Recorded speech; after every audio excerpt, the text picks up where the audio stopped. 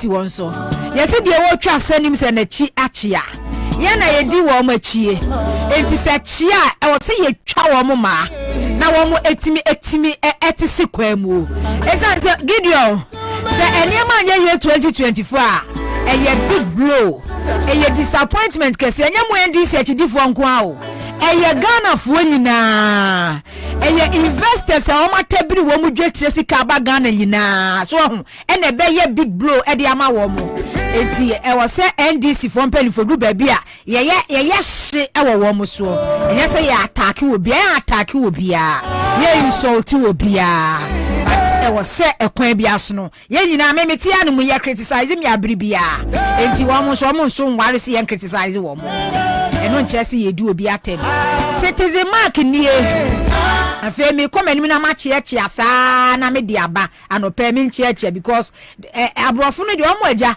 wo mo heavy chrome ho no de omo data to no ya na enye de ma wo mo omo kwa de data to bia ni mo at the end of the month no wifi we use you na de ho bill abro ohini kofi su enie citizen wise amasamanie eja ben se woginamu ena no pe wo kasoa Iron City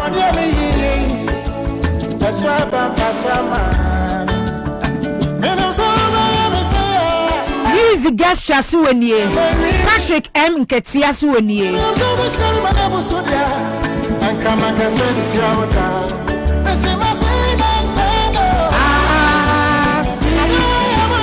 Hussein Ibrahim Dakuman Atika Osmanu Solomon Taisu wajinamu wa Shama Washington Godwin Jamesi Kizito Mawinye Freddy Agbenozavi Enedes Fidel Hayford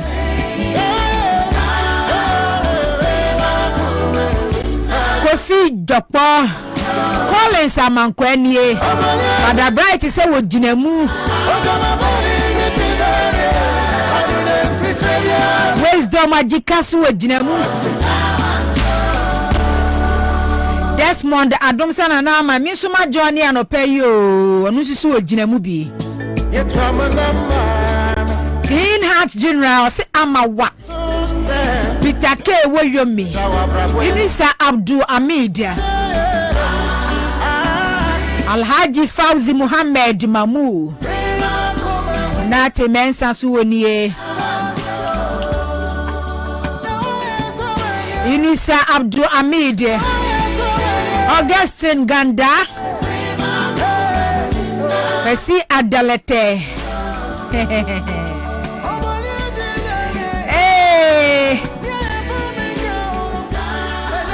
Magdaniel Sisewonie Kadiratu Muhammad Rahimi Abdul Amadu Abdallah Amadu Potofi Ofenie Thanos Sheikh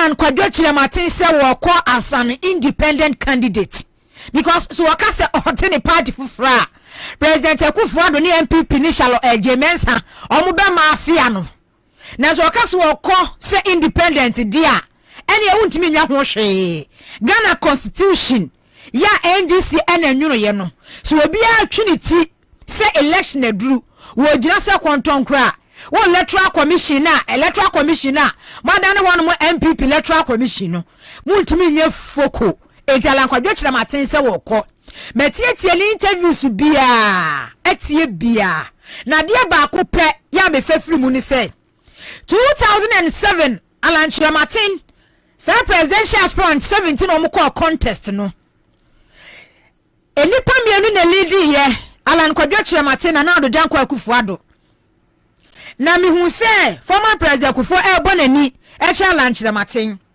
na Kwadwochire Martin e ka kire MPP executives say election committee say second round no omuntwa so onko biem because Alan says we na adwene say wo kwa entro na wo matwa impression no ma create Alan yakofo boy Alan nya support afri kofo ho kofo se kwan bia so Alan na enko kofo se kwan bia so Alan na wo so ye presidential candidate edima the new patriotic party no na abre so ana enti sa Alan na kan yo oso wono okwaka che former president kofo se papa me nso enkrofo atiesi ya wo bia enkrofo ya underground works obi apeso kobie enti me nso mi kobi o se former president kofo ka che ni point blank sa Alan o kwa me support o Woma me peso omo mu wi ni ebeye me de na ado danko akufuado o se nipa oboni di first bitie woni Bernard Avle nipa odi carbon di first na ado danko akufuado o wie ya na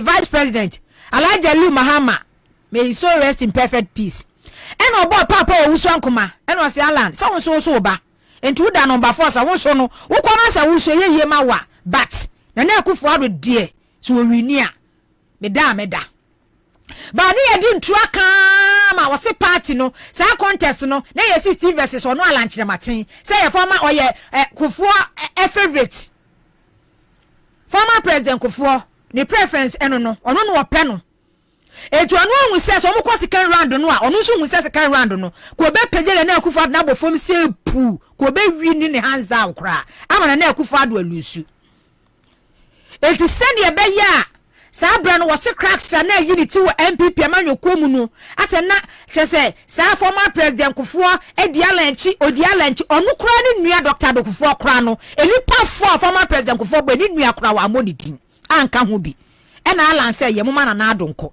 but me ti Alan Kwadwo Kyerematen this week ni interviews ahodo awaye no se na ado danko Kufuor do Alan and step it down amana na Kufuor do anko eno mo ko second round na Alan Kyerematen wi ni ya enkana na Kufuor do abra boni ni suban ya obebo nyina eye de COP George Alex Mensa eye ni bi that bitterness anger edru me so that bitterness anger no na obo dai bomu dai to say obes kata obehye kire a destroy asay ena sa contest ni so no na instinfo ni wo mu pa mo wusu agimanom ana osafo ma no omu gina mu papa eti se Alan Kufuor monani ankyira no ena Alan so anwene se bi banyansani ena o ka sa second round ni hia enka de ankana na Kufuor do beya ne se COP George Alex Mensa kura ma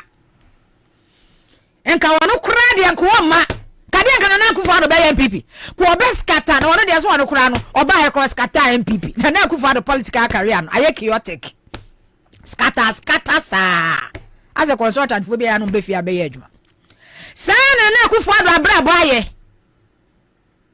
ono ni politics awoye no ye all die be die first or aye chaotic kwa bibia hwe na Kufuor do be di president we niam esisi ye ewo MPP mu eti se Alan pant na sipan odwu hunu se da bi eye papa no mu de munya no wonko ena Alan ne sa so contest di bi na Alan wini ya na odi eni nyina mu no ana bola Kwadwo Kyerematen he wonu wanim se independent na wako no onwini but ebekọ godi enkokona onim he knows say adia na woye no emfa ni nkonkosi baabia but ebekọ godi enkokona na o declare intention no MPP for a press conference week limu em say 3 days ago ni vice president TC pull registration centers na oto ho no catch don't be distracted ojina banti wusu e dia na ya vice president wusu a wo ha wani eka don't be distracted wo ha ne say maka kire Ghana for say Alan Kyerematen wo mu anyama ofiri mu entosini because super delegates conference amukọ ne da memene da bi no delegate omukoto aba 950 as 900 debe no Alan Kyerematen nyamu be 100 votes muso onya say 96 so onya ade eti Alan say MPP no owo mu anyama ofiri mentosini eti vice president distraction be na eba mo party ni so but Alan Kyerematen be kire mo say wo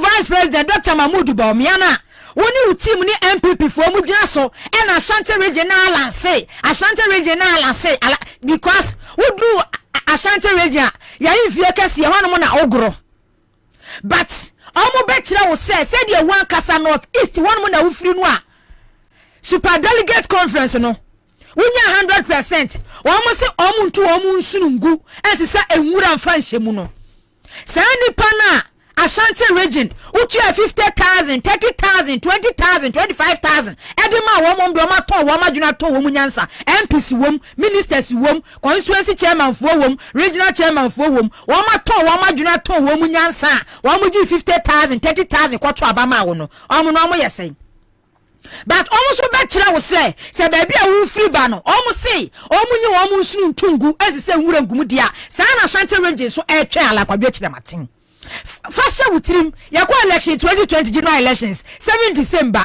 radio stations a egu Ashanti region omo de omo sori a MPP adwuma na wo mo ye no omo bom mu mpie nkwoto abo Ashanti region Kumasi force aba no kraba ememo ne ye fu omo mpie nkwoto aba na omo pachew ye sire mu omo mpie nkwoto abo wo mo kakra kra pie no kra no senye jemensa e na kire sa Ashanti region Isi director one money NDC for bia omo boa ya ewia vote over 300,000 edema na akufuado a enkana na akufuado 1.7 million nkuanya Ashanti region sa 1.7 no man 350,000 kawanya so this time around who say mo 1.4 million vote na munya Ashanti region already kwa na swati kakra na mu benya no ala nhye wom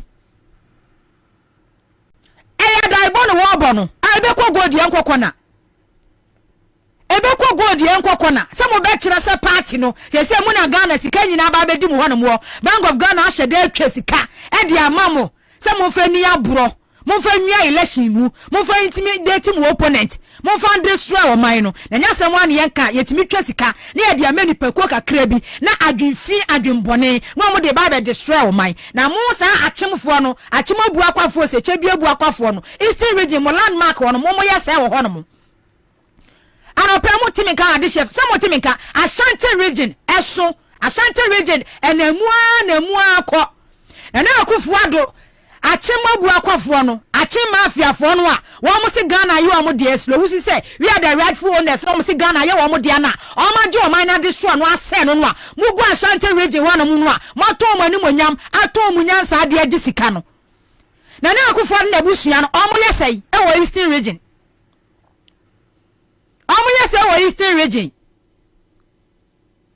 o mo yesai e wo Eastern region enipa sikadi nipa nimu kanya me nipa enipa pa wona hwan ma nipa do free so obu no enso sikanti na sabe wada no kwhwe pani ejara kwadwejira matense wa rezane JFK aya press conference as we franka for neba ya woni sabe enkrofo ipa ne ayi bi senso wada ne se otwetwa bio musi ade ne hamo ade yi hamo insukura yi ade ya bomato fom se pu enu flyers emi hu ya wonam Kumase enu ankwara be radio stations be bro 10 ena wo kasa wo so efri silent cast wa resign ya we declare intention ko independence muti radio su Kumase maji hono makenten so ena mu kire mu nsemu eti se mu ko super delegate conference ala nya se wa nya hwe obi from north east onu na nya majority wa Ashanti region montra mu ba bia se adwuma no mo ya wie because mu de mu woska eti mu free se ska ne de mo twai na emre no so mo tu agum mo hwie agum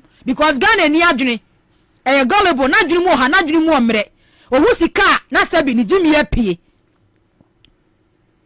eti ala nche mate kwa wa no onko so akwa wini na emom wo koso okosa MPP for vote eno so de ye nyina mi si adala declare intention mi bo se wo fia me wo me hell ebo se boya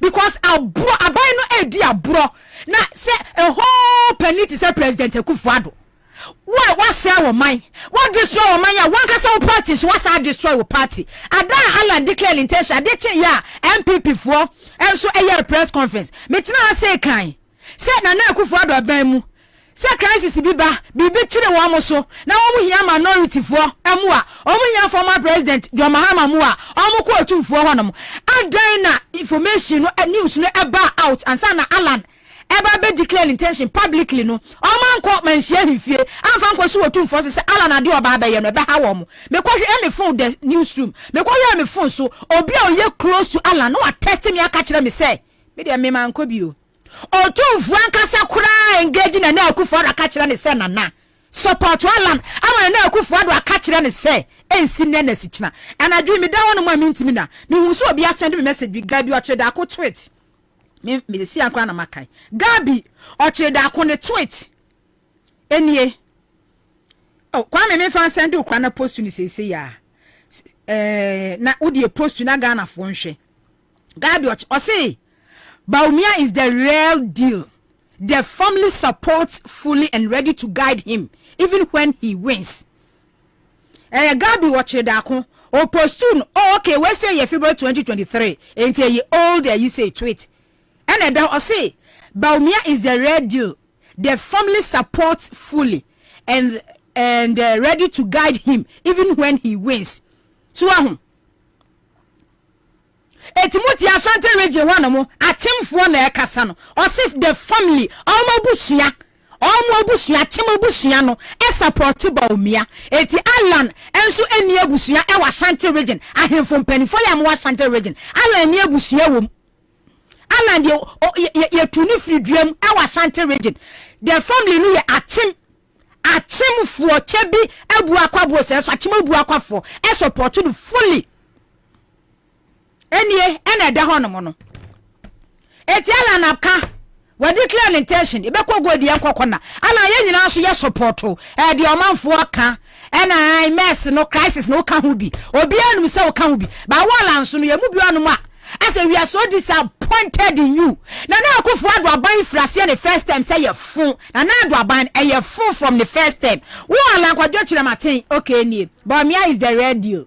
The family supports fully and ready to guide him, even when he wins. The family, Akufo-Addo family, and then the family no say no. President Akufo-Addo Gabi watch the dako Asante bedi etuo kenoforiata and our omo hine no enso ka ho bi. That's the family. And omo ba hima eslowuso enso e ka ho bi. Entie nie.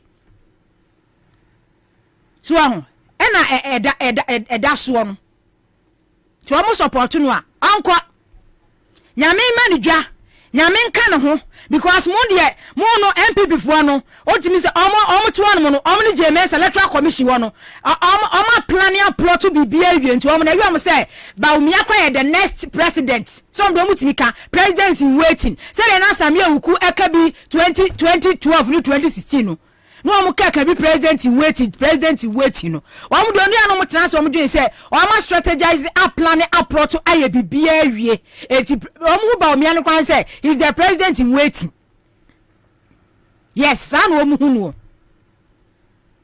na se ya crisis mu na se president in waiting oni solution enwa Kwame Bawumia ayi ni wo hefa ni wo se obema Ghana ko de ede electronic de transport also obema Ghana akwa electronic transport Bawumia nu mu asem no enu ado odi ba ya odi bebom che se papa ne de se man no be se man no sa man no de ni tirimu adwe kura wo dwendwendwendwe na aje wonsem odwendwendwendwe na aje wonsem economic management team una wo da no ya wo crisis mu because o ma ye Ghana 40 ase se ewiase ni mu die bia de efesika sem eho de Dr. Bawumia wona wo bie wakoye deputy governor e Central Bank of Ghana etinim die bia wo bi ye wo crisis mu Dr. Bawumia e pese wo be the next president of this country.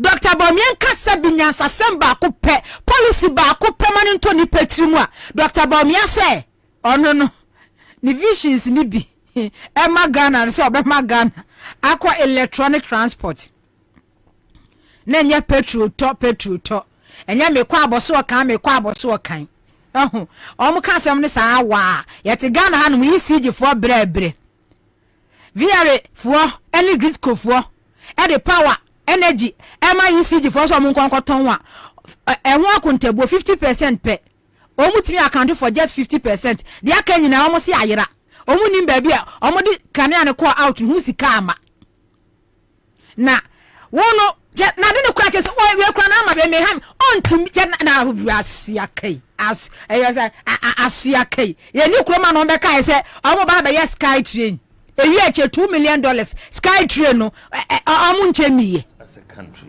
just say ni se mo waka kura no as a Dr. Bawumia no so kura aka ne kakra ni se mo kaka wo ye wo crisis mo Dr. Bawumia ka sem na ye nkoye ni mu a wo ka kire Ghana for say Ghana be kwa electronic ene hihama wa hiham kwa me bebie na nkrofo nti hihama wa hiham wo kasa say electronic transport na de Ghana eko ye nto petrol biem ye nto diesel biem ye nko aboso kan biem say wo kwa akoto spare parts wo du fia na wo ka no wa plug it no wa charge ade echi ye na wutu Uber driver ma hu se ba ko mienu bi ni nam system nim na illegal so anka mo be ye de anka nya asem ketwa illegal connection de ka mo fa ne kwa okay enti we ye ba mi as a matter of policy, the whole issue of climate change ka mo fa ne kwa David mi ana me kasa transition eti da ka no a esi wo no mo sa ka yi ni bia na electronic ni bia from that dependence what the ba ko aba enti se ba eti da ka no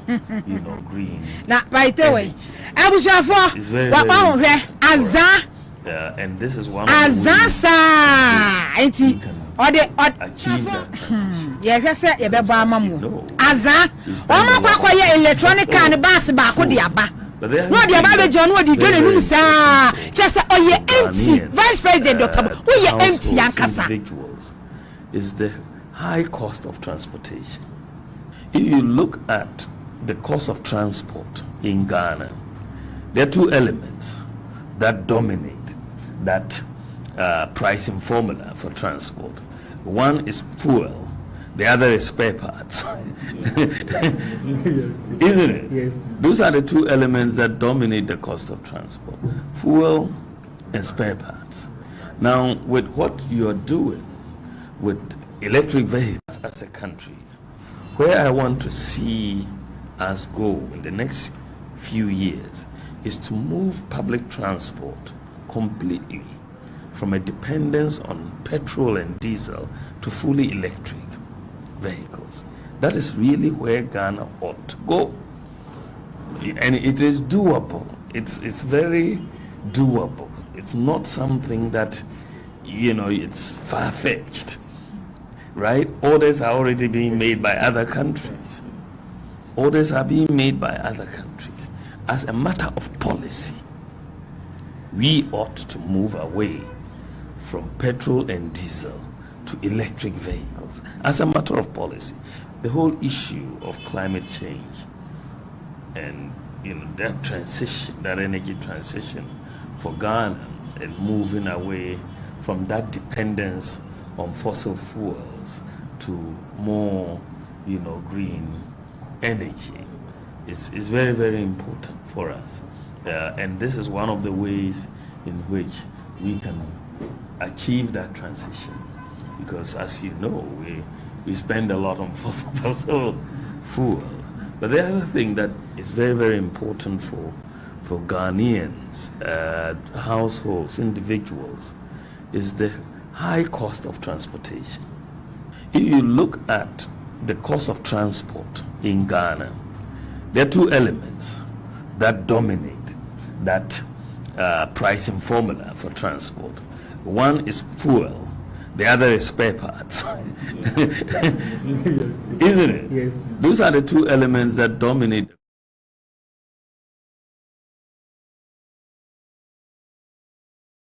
The next policy I was see a share electronic transport because fuel board the petrol diesel air cost to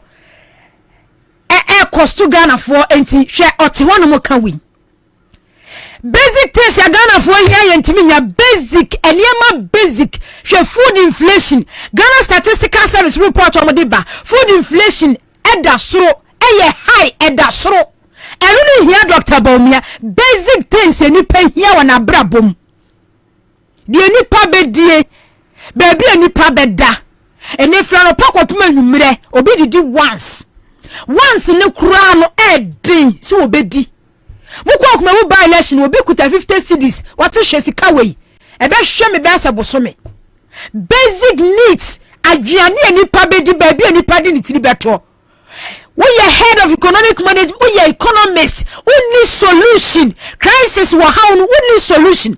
But Dr. Bawumia to one of thinking about say Ghana beko electronic transportation.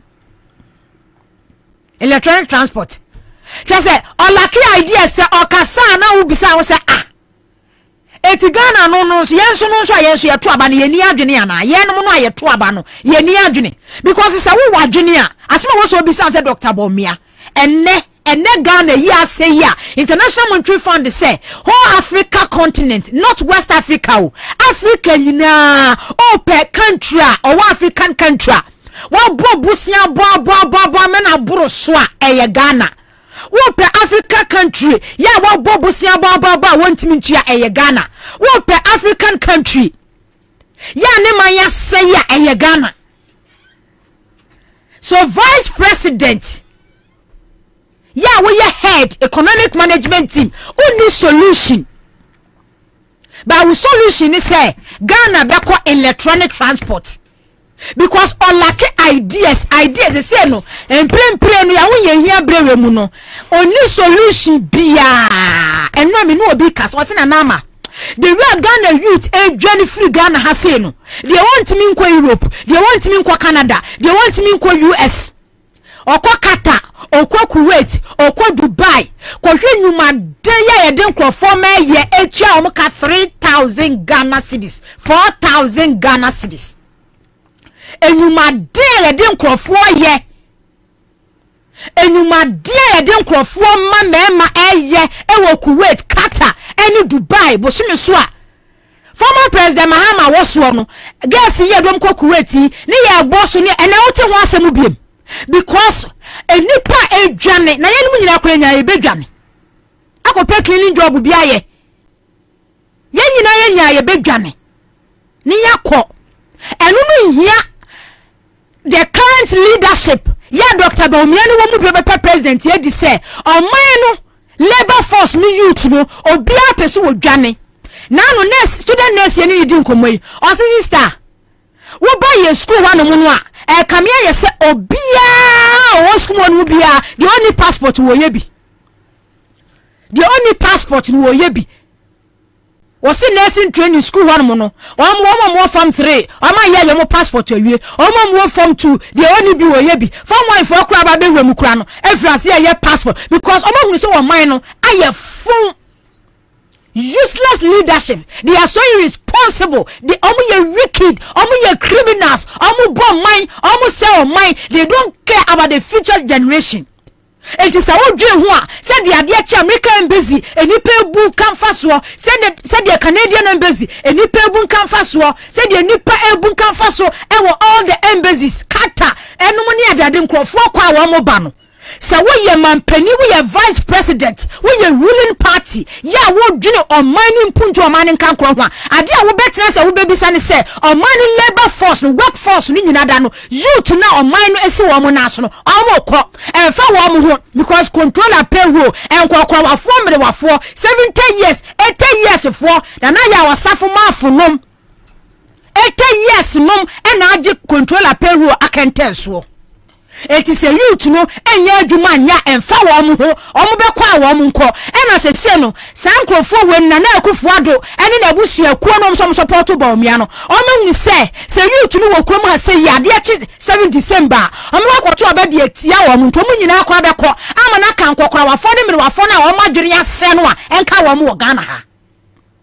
Because omunum say amemwoni ya fun amemwoni etai omutirimu odin omutirimu osum oma destroy wo man awia wo man mu sika nyina enti youth no ene social media enti obia hunu de yakoso say leaders we no they are so irresponsible, they don't care about wono ade eche ba bia beda ne awu bedie see ya kase unemployment rate ajampia kosoro na omo fa ho a enka NIB bank omo so mo ba begu no ama wo mo so asakwa akotena fie wo ma gender nyina na ne say social media ene abura wo ma die kro no o ma bo o ma lutu state properties bibia ne sika no say youth no Ghana ha say ya omo beji twia kwoto obade ete omo enti youth no be kwa kata akọ obekọ Dubai akọ obekọ Kuwait akọ yankopon bo na se wonya Europe akọ wonya Canada akọ wonya US akọ they don't care.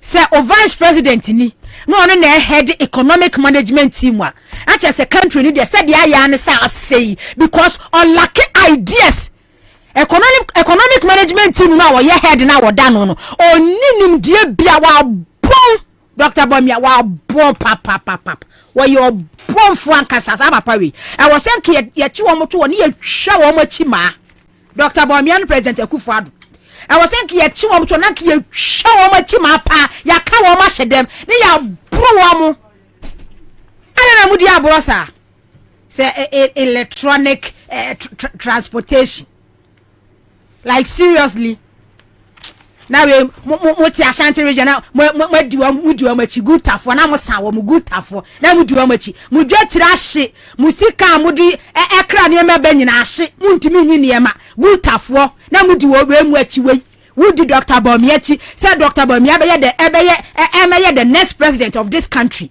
because uni adwen abrenya kwa bro na matras na bena wie a me kwa aba enu a UK omu ye protest counter protest against fix Occupy Julobi House democracy na ma almost my baba address wo me kwa aba na ma ba wo mo nsoso se omu ye no na ebi mo so kanta yo asemo otia brochire se obeti Ghana ha su nani wa wo wotia brochire ye protest counter Occupy Julobi House Debio, omuno eye in support of Occupy Julobi House. Okay, and na egophobia ha enso kwa because egophobia dey no hu ye. Aye.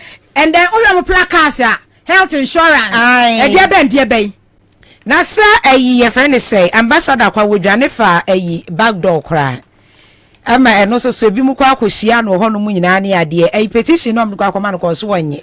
Say enkrofo we mu protest. Na say won support a hye wo dem say ye Ghana afọ na na frɛ wo mo bobo ma no so mo koye say enti hye wo dem na say won hye wo dem a na ya frɛ mo say mo nko counter na ma counter because we ye MPP delegate we diaspora na no ye say diaspora for ne say be so mo nya say 30,000 Ghana cedi obi a 30,000 wow Bawumia na no ye say delegate conference no sa delegate o mo diaspora international o mo no obi anya 30,000 now they me kwaba abena come to say erade adumo na bacho na so nyame ase the obograta erade nyame nkwa ka me could ayi motor driver bi serious o ene just say me da me ni se nka nguso me ade ni twa saa na me mu ahye me ba adwuma enti ayese ye kwan ya so laboni ha ye say me fra me kan bazi ba na kan bi nsu free kwaku ba ko ba enti obi free ye street so ts main road ntimi a me fra me kan bazi ba no say me ngina a mani pana so ntimi okay moto wudi machi o de hu ya se moto no akroso me ats ye ti say ye street mu o se ono fi say me ngina ma di onu ne ba betiesi kwan nim no aba nti no can you imagine na se gina kwa ma onu na ba se kwa no so bebo no abena e kwa no so kwa bebo no me na me bo no to fom pew onna me kan anim so firi machi na eba o se me magina me kan say either way kra no se wu na wu gina mpa de onu so tiesim no petimi abo no eye recklessness na ya na wo mo ye reckless not less ya ba be sign se me free anra na dwa me kofi me na be 10 minutes and 20 minutes me hu ya ne se me hu ya ne se po na me bo break na kwa no eni moto ni da me kan anim de me hu ya ne se po ne nkofo di Jesus na akwa ne da me kan anim se me ka se me fi se we nu e be tesim ti wo ba be na me se wo free machi na eba o kada wo free machi na eba me na me metika no na wo dwuni ma me se wo dwuni ama ono kwa no de wo tiesim no so kwa betimi abo no enu anyame oje me eti either way nti no oh my goodness wo me kan anim ho no a ohun bompa no hu ni se animu no ye bumper anasa de hin bonnet wo be say ho no mo no me say enti enne se me se ma da even 10 minutes kwa na me untimi nna ba sa krache ne ho ye na me kache ne se hwe utiri kwa ne se utiri kwa ne se metimi bo break na nka se na me yamu shim ka car ne fa wo so a ka me ja car ne ho no nyina na nka me si na me ko na police fa be kukuru ne car ne nyina akọ unu oda oni ni moto da me car na nim se ya omo ade sign ni pa ba ho na madam take it easy please take it sir take it na me say too much na aboa se car no kra anko fa ne na so when pra na be this speed because hon udu hwan mo na cars ni ti sim wonu du ono so ba na adwene on twen se bia wo begina na se wuje senka ya wo mu car no ma dwe se car ne ye papa ne ade enti no wo mu de mi ka hwipa wo boy so na sa driving na ka boy no ko nya no ti ni dim kwa wo enti ne pa me tu se ma that 10 minutes and the bet 1 2 wana me ka kire kwa me kwa che se but very day adwuma no minti me ma bat me ni choice and am da so tie anyway kafa take it easy but on say enya wo kwa na wo ka obi ehu o me no na pressure o me so penti me we buy kwa me ni ajoda me say me ni twa wo so ko ye ni mo but na ye so ye ni abre wa pa my bread my stress out and I'm so okay well num tia kafra wo be right asem wo do me say se bu onum na me kokot na me sorry na me fa moto a empanifo pa no mu di matem be se da no papa panyimu pa lankusa wo ye ya na me say asem bi no baba ka na o se wo oba te se wo risk life what o kada no ma ye basa oh se se wo mu si ye wo mu ne mani to fo na obi e didi watem because no bi ti so anko ni nipa na beto fo oni nipa na beto fo eti ama me kwa na say no because ofu kada se den kofo be si di watem no ase chese wato kra ma bonsam ntina wote so because omo ride recklessly too much ye bompa ese ne ho ebeto no kra we ye sign kwa ena wode ba be sign wo etinkrata no me esa ne esa asoso ebre no ntino ye boni tew me the daily graphic weekend special ena AFT ase na chiame hene pani ewo Ghana mrahye bedwafie wonmonyafo aban so manakensford baben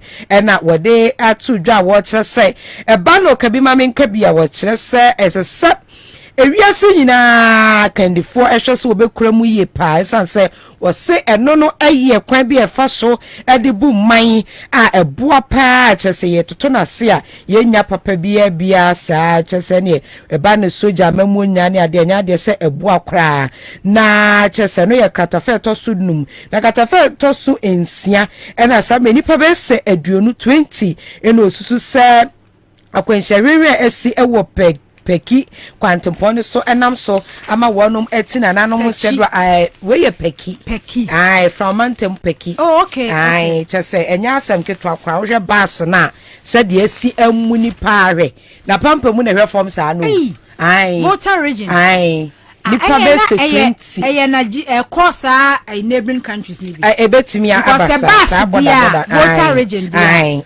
okay bi so one ma elodu free apply wonum ba enti no na echese we no kwa de na wono okọ azokwe peki azokwe na echese won free Ghana ha no meye from mantem ho no ma na wo kwa echese wo free hokọ ya wode na ni ache mu won kran na arehusem esi ya wo chese sabrede nipa ne be se 20 na osusu se wo mu etina nanom nse do aya arehusem by 20 wow accident see wow peki okay chese yaro kasa eye wukuada no wukuada ya de ba bechen eye ba ne ya wada no so na chese arehusem esi ya eno no ayare hosem pa ewo ho no mu ntino chese nipa na ete bus ni mu na mu ye be se eye 15 na nipa no bus ni mu eye 15 ena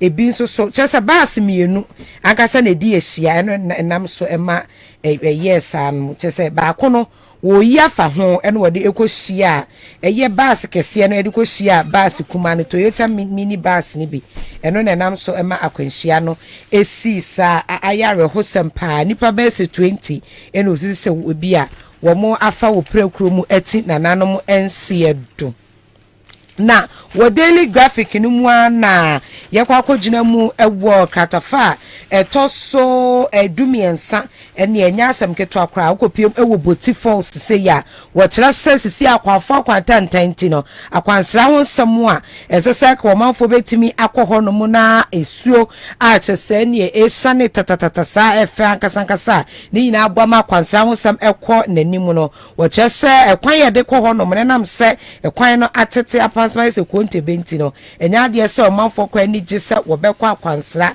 ewo hɔ no munti eno so won sam eno no mede the mirror the wakata no ena eto aso katafa to so ensia ena wode ababeto edwa wo kyese kopiem ewo to obodom a kyese mabunu no titu ne wono ma efefe no a wo mo ekɔ school no dodo na agya school a wo mo ekyerese wo mo edidwa wamu di dwa wamu edi nyane se tomatoes mudwa ena wamu di eti ebi mu edi omu ho agikuayo mu tomatoes ekuayo mu achese wodua toast to mudua toast na ebi mu so akwakoton ne ade a wo kire se school wo kɔ nyina no de wo kɔ nyina ba beye se wo ba beye adwuma nyesika eti se wamu enya kwan wo mahu kwan ne se wo beye kua na ebi mu so aton toast no a na achese ne eno ano ne tuko piem ewo bono mantam mu a ɛhɔ ena bono eye to obodom kro no ehye mantem ni mu bia arehosam a efiri honom eba eno no se mabunu dodo na kwada no agese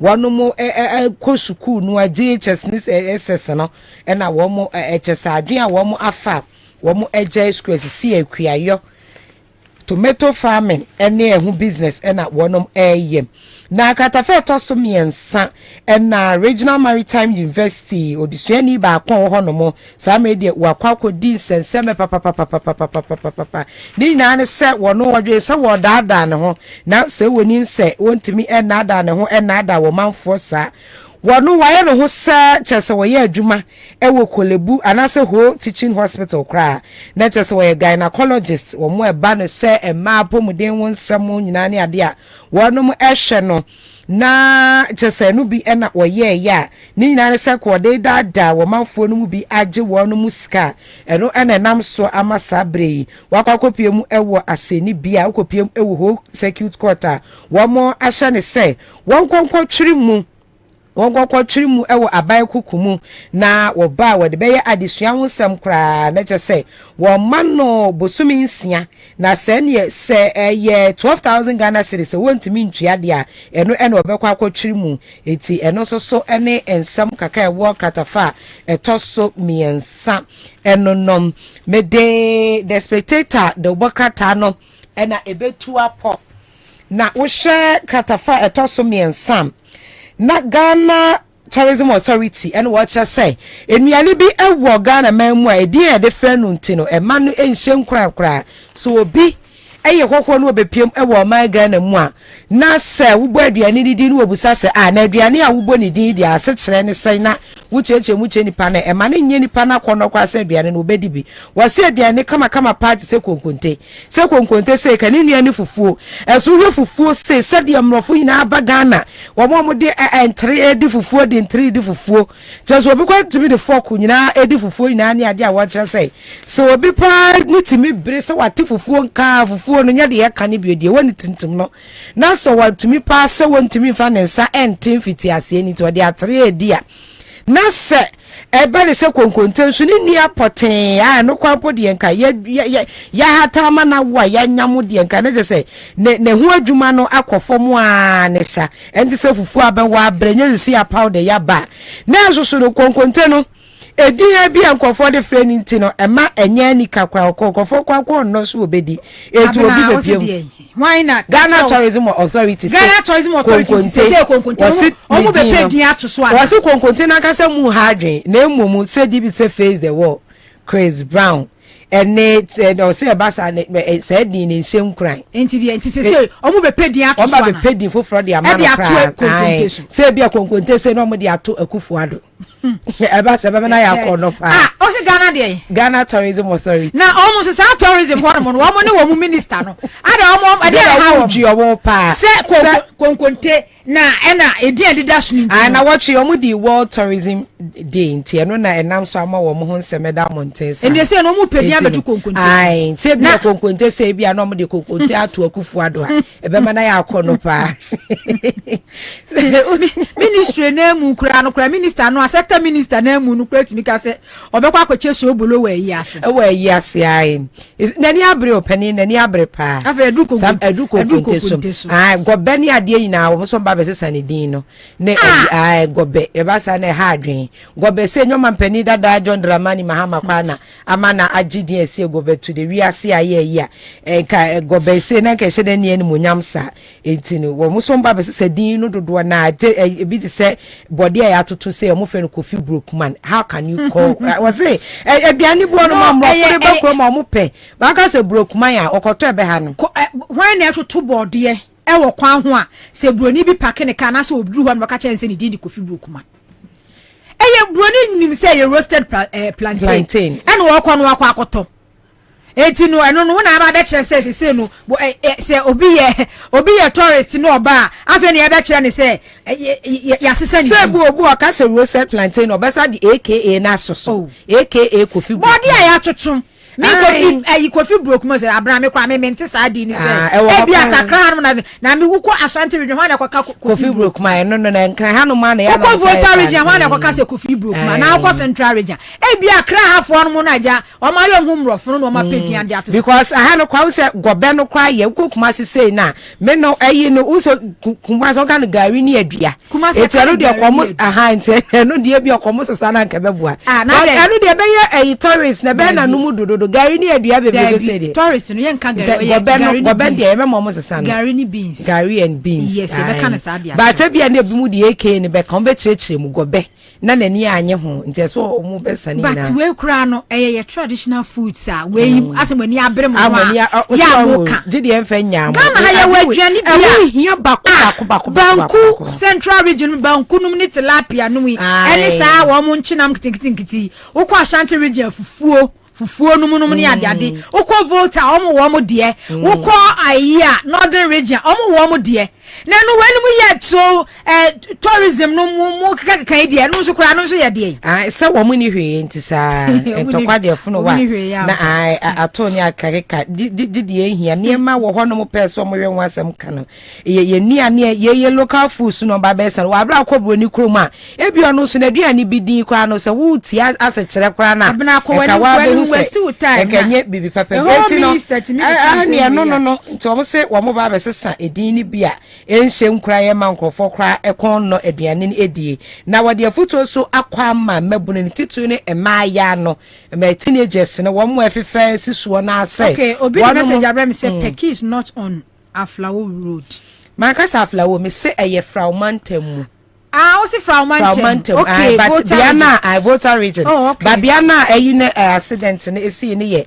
azo something me boy Mankasa Aflawo yeah na me say Fraumantam you intino yeah the spectator ekatafa toso miensa hwa na wadi afuto emma ya no se wonhwe wonum hu ye pa se oba enye ompempen so abedu abrabom ana se yebeka se oba ekwanani wa abrabom a enye be ma nko se be ma eka ho na chese ne chese wusu akora de awon kan okora wo unimade efre no odo ana se memasem wo se omma wo ma disua ho sem ehia wonum pa fa ho kwhye relationship bi mu konya kita ho ne be ma konya kita ho bi na wo mefa wo so emetwetwa mo meye obasa wo sesa ne ma na ekoso pa ya na enu no etimi enam so ma ema ya no because the only survivor nipa nemu Ghana has majority of girls no abena enu na emo survive obi ye nurse ni wa wie nursing training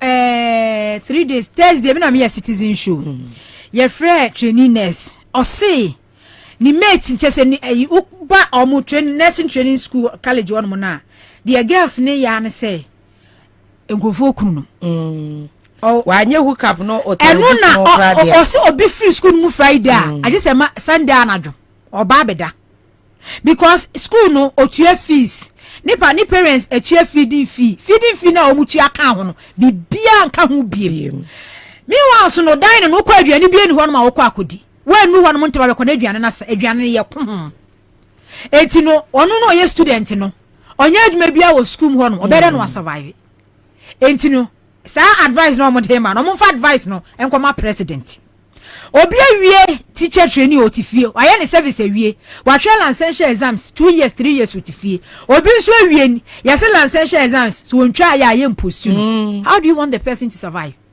na se nipa no kwa no won ko into even entrepreneurship kwa nya sika na yede ye wa ankodi be ma bi achi a obede no wanya sika e dia aye bibi obi ye graduate abena wose wanya adwuma ye busumi ye tua ne cut 600 Ghana cedis ni TNT kura ntimi ntimi sika ntimi fa ni ntwa 2 weeks so it's not about say bia ho edu ba bia se oba no uya na se bia wonya adwuma bi papa bi ye e bia adwuma bi ye kakra na se salary ni ye kakra na afi no tititi ne ma bi so no hu se enti set bia na mi wo mi na ya ho kire because ubeto nku a ubesra ubeye wuti baby a wobeda baby a wobetena wobeto pad bills ahoduo ebi efi a wotie eye prepaid ye beka say adru so wonso hantuma akosia akronfo ne bi kura de nya asem kakwa sa advice we say na moma no advice ni de obeba but baby a wose wodi ko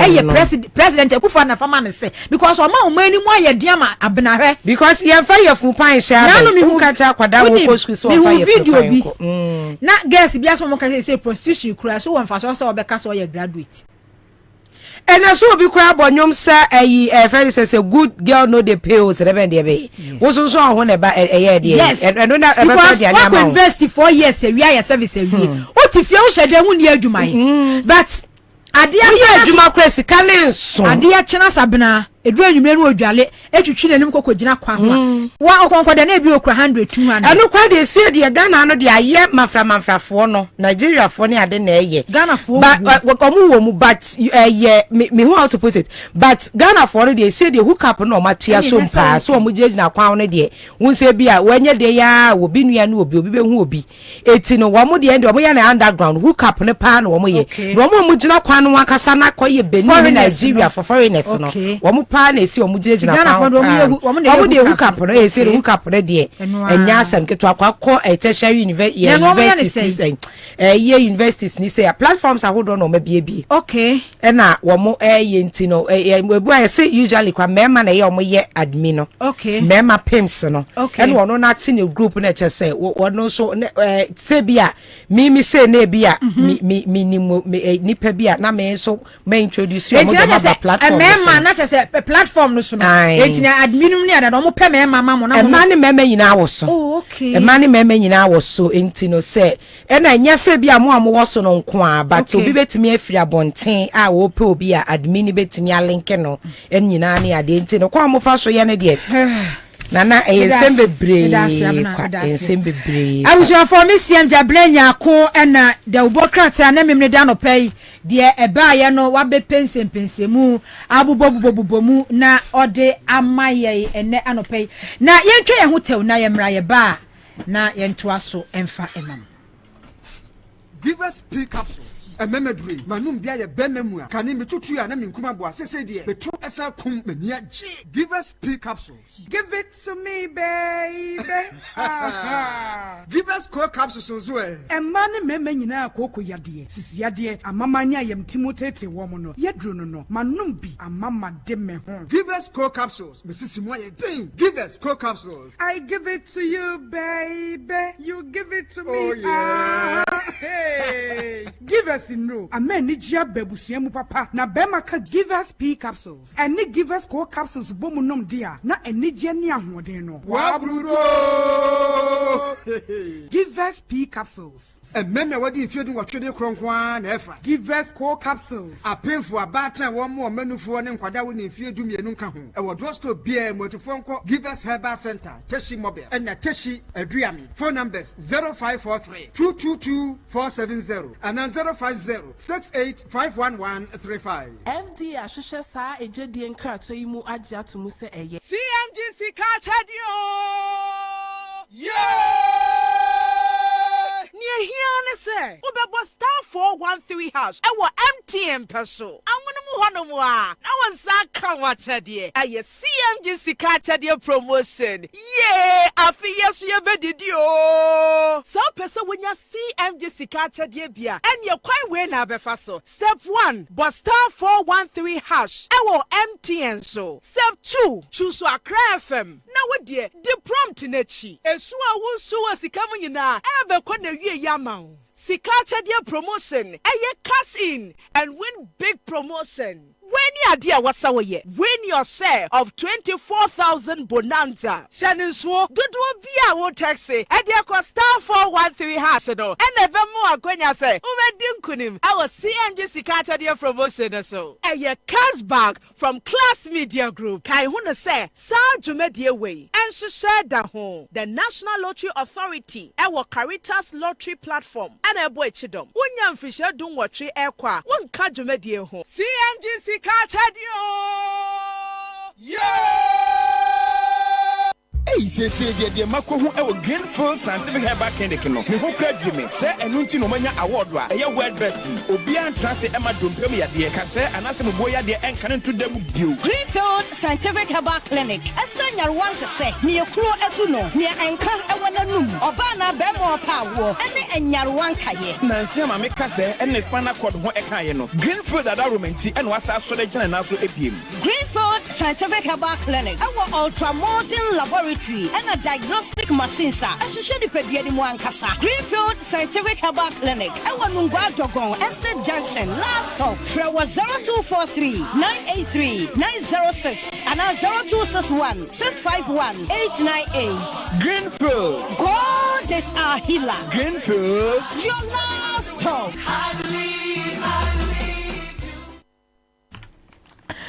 Abusafo Accra 100.5 FM so eni nkrofo send me message say adehye omo amfa ba ya nyane ntiye say omo ye adwuma kakra bi enti no emrepam no se emrebam na yenwie show na omo befa show no e dia momamfo a onso ewo Ashanti region.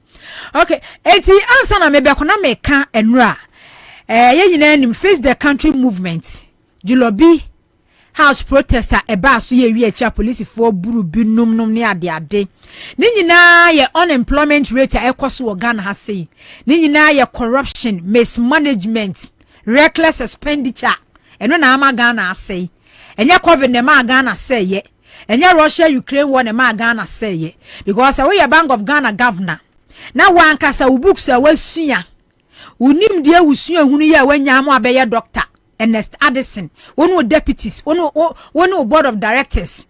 Mwan kasa mu buku a musua ye kire mo say. Mo na wu twasika egu system mu no. Na inflation kosoro, inflation na kosoro. E na wo ye adwuma na wo ye no. Central Bank no wo ne mra wo de ye adwuma. Wo violate busu mo minus say. Wetwa sika twa mo minus say.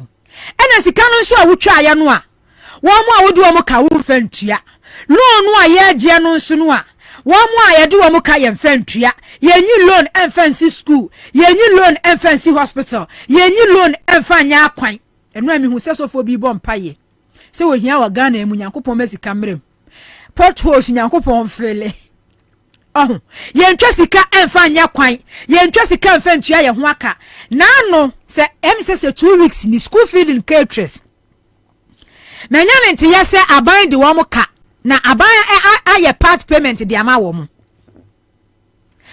MPP aban enye problem solver se crisis way or how way na ye solve na emom no ade a wo mo ya ne se omo be yusu nipa adwen school feeding caterers omo Ghana ha nyina ye delegate MPP delegate 99% MPP delegate Okwami kromu efijasa score constituency ya MP you free year you Dr. free year you ana afagoda no Yeah, fag, yeah, almost so ye kufo boy, ni alam boy. It's a good father mobile, ya, oma mafia na mafia no. And I want Tony Nyansa in the new diako jisika. Last minute to dibo miechi. The constituency. Jomama NDC term numuno. Time numuno. School feeding. Methodist school. Yes, na nama wodia. Private school as kwame kwache wodia. Roman school as abrenya akwodia. But MPP ban no ma anya ne sa. Methodist school yes police station executives 15 munyina higher modia. Roman school yes police station where executives we say 20 we modia. It is school feeding no awamo no. Including one more senior high school so day student omu feed woman no. Day schools omu feed woman no. Omu nyina MPP delegate. It's ahead of November 4th. Sa omu your friend say election na womu kono. Akwa presidential candidate no. And omu ya fast. And a car womu di womu tue bi di ama womu. But any padri esa. Well see say dey kom gia no wo menye. Enti ono abane de neka we su a whole term ye wo Ghana ha one term. School feeding caterers anko school anko no aduane amanko dani a whole term. Na term kura wo mko no. Week no akọ 2 days no akọ no say ennuane fun no de amanko da no omudi because abane ntua. Say abane be find a lasting solution to that crisis no. Say basic school feeding egu. Onto caterers ni kan wentia o. But Baumia must win at all costs. He says, "Maka say contest be any baby a." 81st caterers no. Omakoye part payment. Omu sika no akotu ebi di ama wo mu. Ye chase kan bi ama ye yo. Ye sika ni bia ba o. Ye sika ni bia bo because percentage a omu hwehwe. E di ama Dr. Baumia no. Sa executives no. Omu couples omu kwa akoto aba no. Na so omu di abufuo any frustration na ekwa. Any percentage no omu nyama Dr. Baumia but se wodi nipa ne ka na wuntua ne nyina kwa watua kakra de ama no a ohwe no so ai ena se no Ghana hanom no self school feeding caterers ni nyina no omu nyina beto aba ma MPP because onum say sabane de ne ka 1 year akura ne party ne wo so de bi da amra wo betua but se MPP ko opposition say the president Akufo-Addo ba ya MDC caterers bi afiri krofo nuane akwaje aban bosia anu anuane de amankrofo media 7 years ni wantua no saa na MPP su ko opposition school feeding caterers ya MPP ba ya mo je adwuma ne de maamo no saban na antua mo ka mo so se MPP better opposition 8 years 12 years ya mo kan hu se age se MPP aba power no manyam sika to beto aba de ama MPP ene de ai wo mo ankasa kro mu nim to beto enti ne fast na se ya ka to mu trim se Baumia anwini a 2024 yentimi nwini. Baumia nwini a 2024 yentimi nwini. Enti nu anu no. Na anu nurse ni ya ene ne kasa yi a wo sui. Wo so wo kɔ ne sika nie. Nurse na lawa onya bi da. Omo mo form 3 omu nya alawa da. Ye no no bu mi nta kando. Ranking member head committee of parliament. Onu so nim ye pa se 2 to 3 years ni. Nurse na lawa enko da. What is teacher for kasa? Stakeholders what is omo kasa because omu suro na dia omu ye nyina dan say Baumia must win at all cost e tu be hu so omu ntua o one year afidio omu nisika election year 2024 no ma ka 3 months abom no omu etuetu ama wo mu do ombe ya no enkura ni ko school na 2 years 3 years no omu ntua la wada no Dr. Baumia kwa akoye book ya wo da chi MPP achievement. So man restore teacher training allowance. Man restore nursing training allowances. Meanwhile 3 years ni. Omo wie ye ekoye oma brabo nko. Oma ma ne yankumu ntua. Omo wom 3 years ni binji bi da. 2 years ni obi anji bi da. Every semester biya no fees ye increase no. Form 1 for ko mu ko tue fees 4,000. Ade be che mo ma kon fees no issue to atra 5,000. Say nursing ya salary schools. Ya se dunkwaro film nyina keka ho. Omo ya double tracking ni bi wo ho. Form 2 for am akwan tifie. Ya so mbekọ school January. Omo ma akwan August. Ombekọ school next year. Na nursing training obetina fie 6 months. Enu ho asem da ho.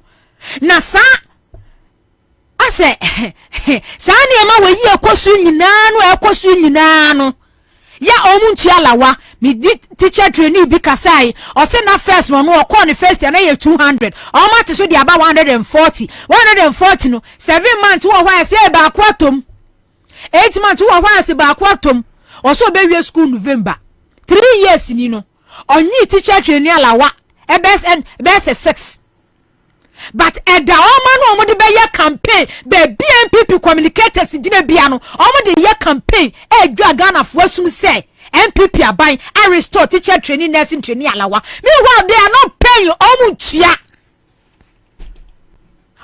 tua na do omo ye nyina so omo twen 2024 na nurse fo no omo tua 3 months teacher fo no maka bom omo tua 4 months na bese 24 months ase bese 30 months na asiegu na wo ye leader na sa wadwene ye ntro chasa wadwene utimu adwene nyina ye ntro akohwie ne ntro chese dede kura MPP fo na mo ye na do mahama kazo ndo yodwanfuru na nursing training alawo so ntua teacher training alawo so ntua do mahama so ntua wo ye tertiary student what tertiary institution also qualify SNIT loan kwana kokwa jibi enen komu benya na nka SNIT loan enka omu jibi enkonen komu benya na nka se the former president Mohamed Frasie ACC hospitals regional hospitals expansion project na ekoso district hospitals for frani ACC cheap compounds for frani ACC new hospitals ani ACC no omu benya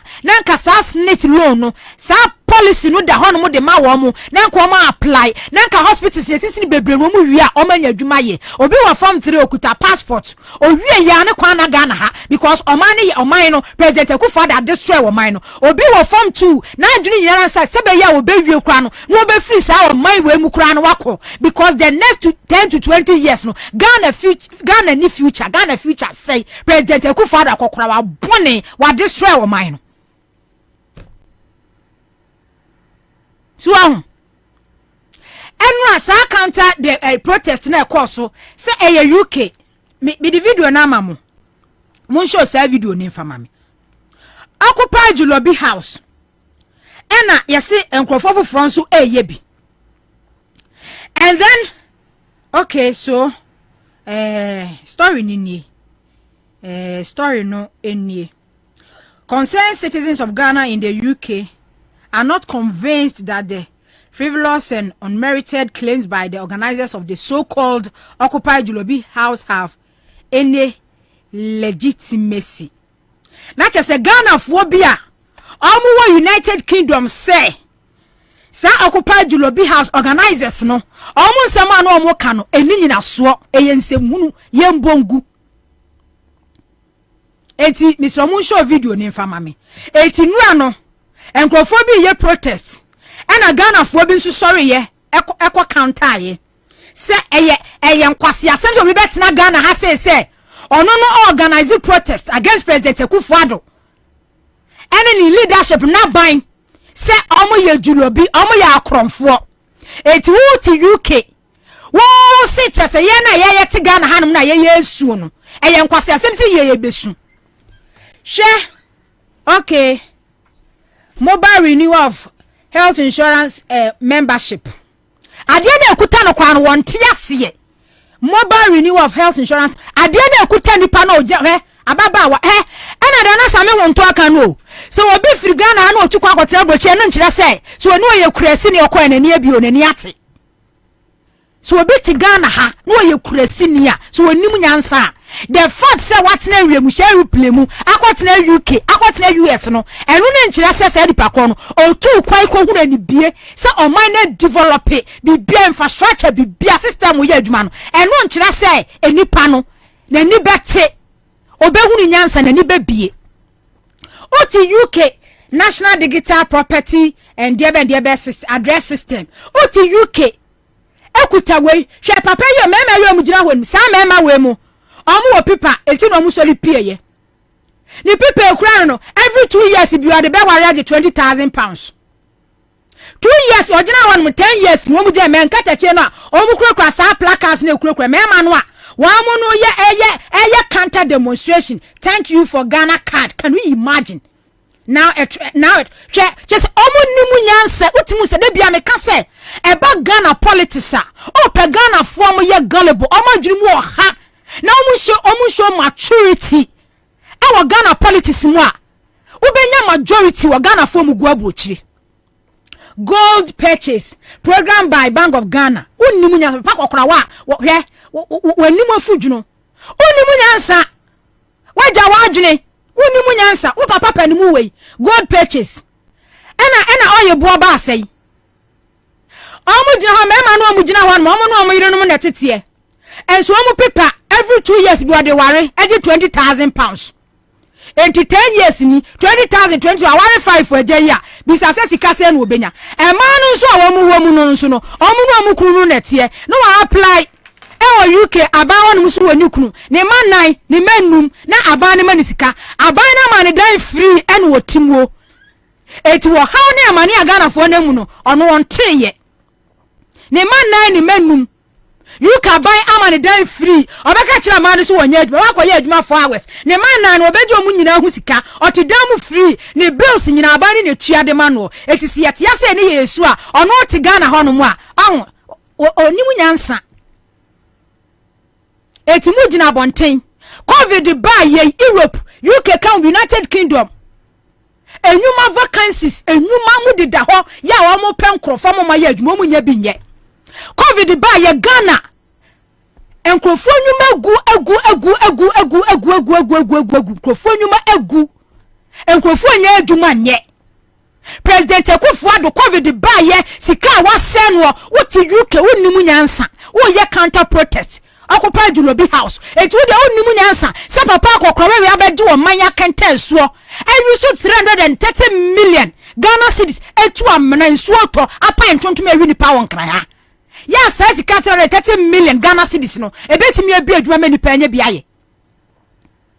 A judge for fear ya the late president me squaji loan esi mansion wo rege ha e ma judge for so wo ntem akokora boni amamuo wo bu adan ni nyina mansion ni nyina etoto so no wo bu ni nyina agu ene la boni ha apartment ye tua dollars millions of dollars and a judge for ye do wo man ni sika esan so rent e de ma judge for tim oti abroche wonimu nyansa etu de utu kwa kwatena UK na system eye djuma. You are talking about health insurance. Health minister akachire Ghana for say and the health insurance card ekutawa enye hwe because oko hospital kra ye doctor for the nurse for tine wo mo hwew ye ma waduro kura aduro no enya papa no eno ne yedi ma wo ugina UK because of politics inti because ono de oti UK ono oye MPP ni party colors efre ni eti se memmo ne ya fun tan se de be kura o support oti UK ho no na Akufo-Addo baaye e be pem se America ba akukura won timinyi ene omo de ka ba wo mun timinyi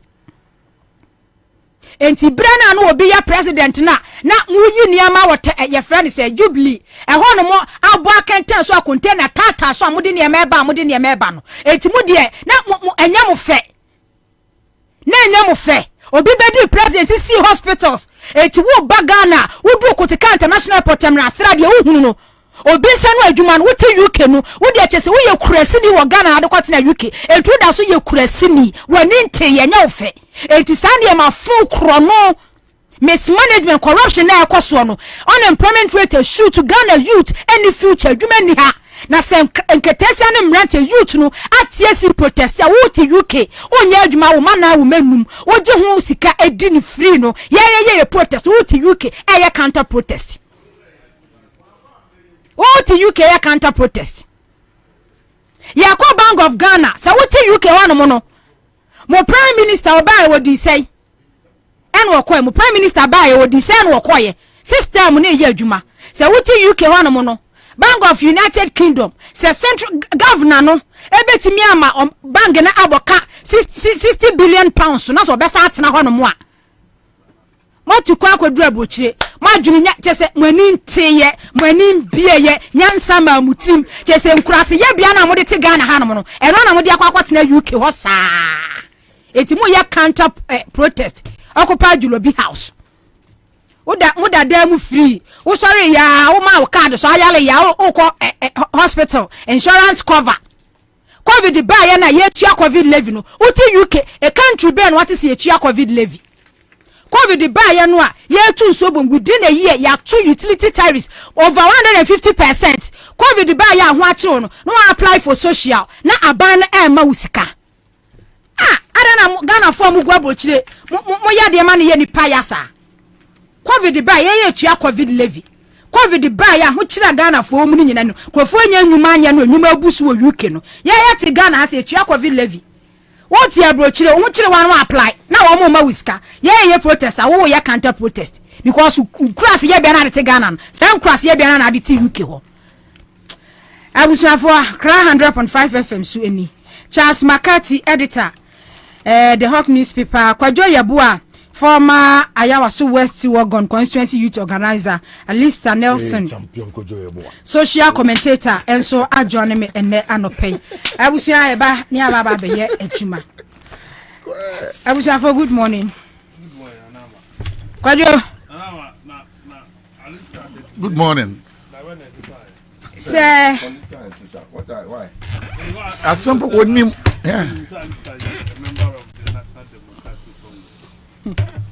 that is what I know because so what? So you know that what? And you know after is you don't obey a social commentator. Yeah. No, you can't be questioning me on this one. I'm not questioning. It seems like you think I can do so. Why don't you rather question the communications of the NDC? Why I'm not a member? Please, let's go on. Please, I'm here to have the discussion. Don't come and question my identity. I will not take it from you. Yeah. Set master here the topic to her. Now we're doing now we're doing after town baba swana na mentu mama Alistair ye nipa ono nim si ye na betumi o ma we mo betumi di chairman of political party actually also ono de you may address it for any political party enwa party as anamebo chairman PS former chairman friends Bernard Mona and on call radio bia so political something just say do adwuma we PS mu nyina on kan ho biem e be na yi our guy fan was be jaware political warrior na make am alote Jacob Kras is on Kras the social commentator alote Jacob dia regional chairman Bernard Mona national chairman but we be an check say go nya small position na the leading party political party na team na we hear bibia they do what sembe 8 years so we are also can bibia wo bi but your friend you addressing as the former national chairman of the oba betra ya mo check mo Facebook name of the man Mr. Mopaya TV Facebook why yeah o convene what okay Arise Ghana when Arise Ghana buy convene ben so cap Arise Ghana oh there be say no wunim what the person dodo na hu ni say the one mo warrior na mo je warrior ni sa na ma politics ye nye de ese ya na mo fi wo say I want to also resign. 31 years. Listen to me. Also Alan my resign. It's also an resign different from so who say who that also change way. But I remember when we were in Doom. Less than 2-3 hours part 20 is correct. You know kwa na different name. I remember I read how they call NDC no. Munte 3 case in the Bible. Yes. Indum was against Musani petition. Okay. Some release you yes, some release you okay. And NDC for support too say ye new and you and NDC for show no. Okay, ntino odi call NDC. Alistair. Oka shawanu ana. The fact. I'm saying na studio obi na bodi na e wa hoto. Okay obi ana na ya we odi boni ya ba betra na o ye. Ko je bo odi boni ya no betra no abepa na no. Ayi awari jaye no o ka no. Any Bernard Mona asema o ka no. Ene do be ye bia me ne bepem so wo ana asem so a. Enu ya awari jaye kese papa 31 years. Awari from who wari e kwa na o ye bebru young executives forum for chairman of the party who resist at the Boa party no na J Kufuor kwa going to me wini enya wo modimbo inti no wini power no who dey onya wo and you say you ko US the ambassador what Alistair because we say here man ka wasem we misro Pacho. Yo, Marty. Allow me. The conspiracy within the MPP now is laying bare. And one major issue, yeah, and one why. The Banana Bank of Ghana Assembly ade. Mr. Alista. Demonstration no near the one say Kojo Bibi wo hati o. One say what here jamwa wa fanam. Na o si train o unity na answer makoji. Sa na ya no. Anko fa nam na baaye den esini so. Adisi wa chedo do boni odi. Every day me and I make a demonstration we have permission. And you was starting free wa BOG 3 October. Say Tuesday coming. Protest no anti. At least our yen starting free on. You Ghana for that was ne akwanya mo dia maya na pay.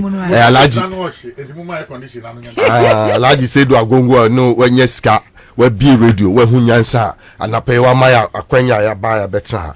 Any Alaji side scenario and a former chief of staff Julius Zebra baby Obiano which other pa na pay.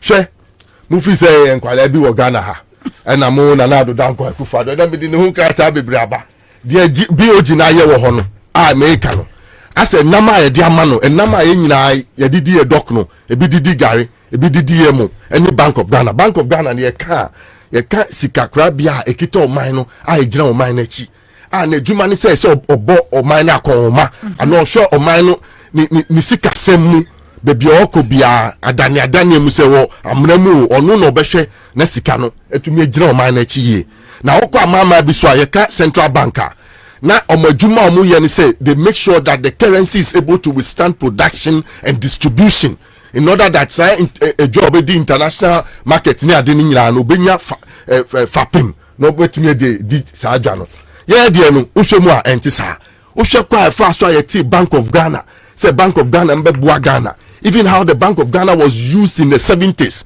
because a champon, or can say, oh, yeah, policy in Intino, all international finance organizations came against him. So we had to use the central bank at the time in the 70s to finance our development from BBR, from housing, from BBR agriculture. In agriculture, there was grains development, there was cocoa development. Satan near syndicated loan. Near the Bank of Ghana, Yane provided scan near the cocoa. Into Bank of Ghana, ne jirapen yamayen. Ebi na JM ba ya Bank of Ghana Eco Senior Hospital or tia kunyaso corporate social responsibility say there amokano Bank of Ghana na say Bank of Ghana no osi o ma man say okwa man member so na make no ya ka private sector onu anka say to me the okopesika no be pay ankra go to China and go and find out what their central banks are doing. They are looking for individuals and turning that private capacity and entrepreneurial ability in them for national use. Wow, man support. Then they create a market for you to be able to do business, employ people, to be able to open factories. Yeah, they are in Tisa. Now, me they see what Bank of Ghana, and I say, now it's because it's as a result of a state capture that Nanado Dankwa Ekufuado and his people, his cohorts who have come to power, power no. The ordinary finance minister Kenu Furiata, Obnibe minim ewe Teresa only co-president. We didn't elect him.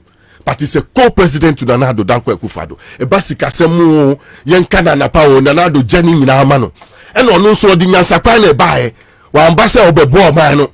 Me debia meka and I have evidence. Kwa fa so obae obeti data bank. E wo Ghana ha. The records are there for us to show. Obae anapebia no mu ya sorry what to say e nyamsumbia. In the end, go and ask those people who put their money at data bank. There akosi.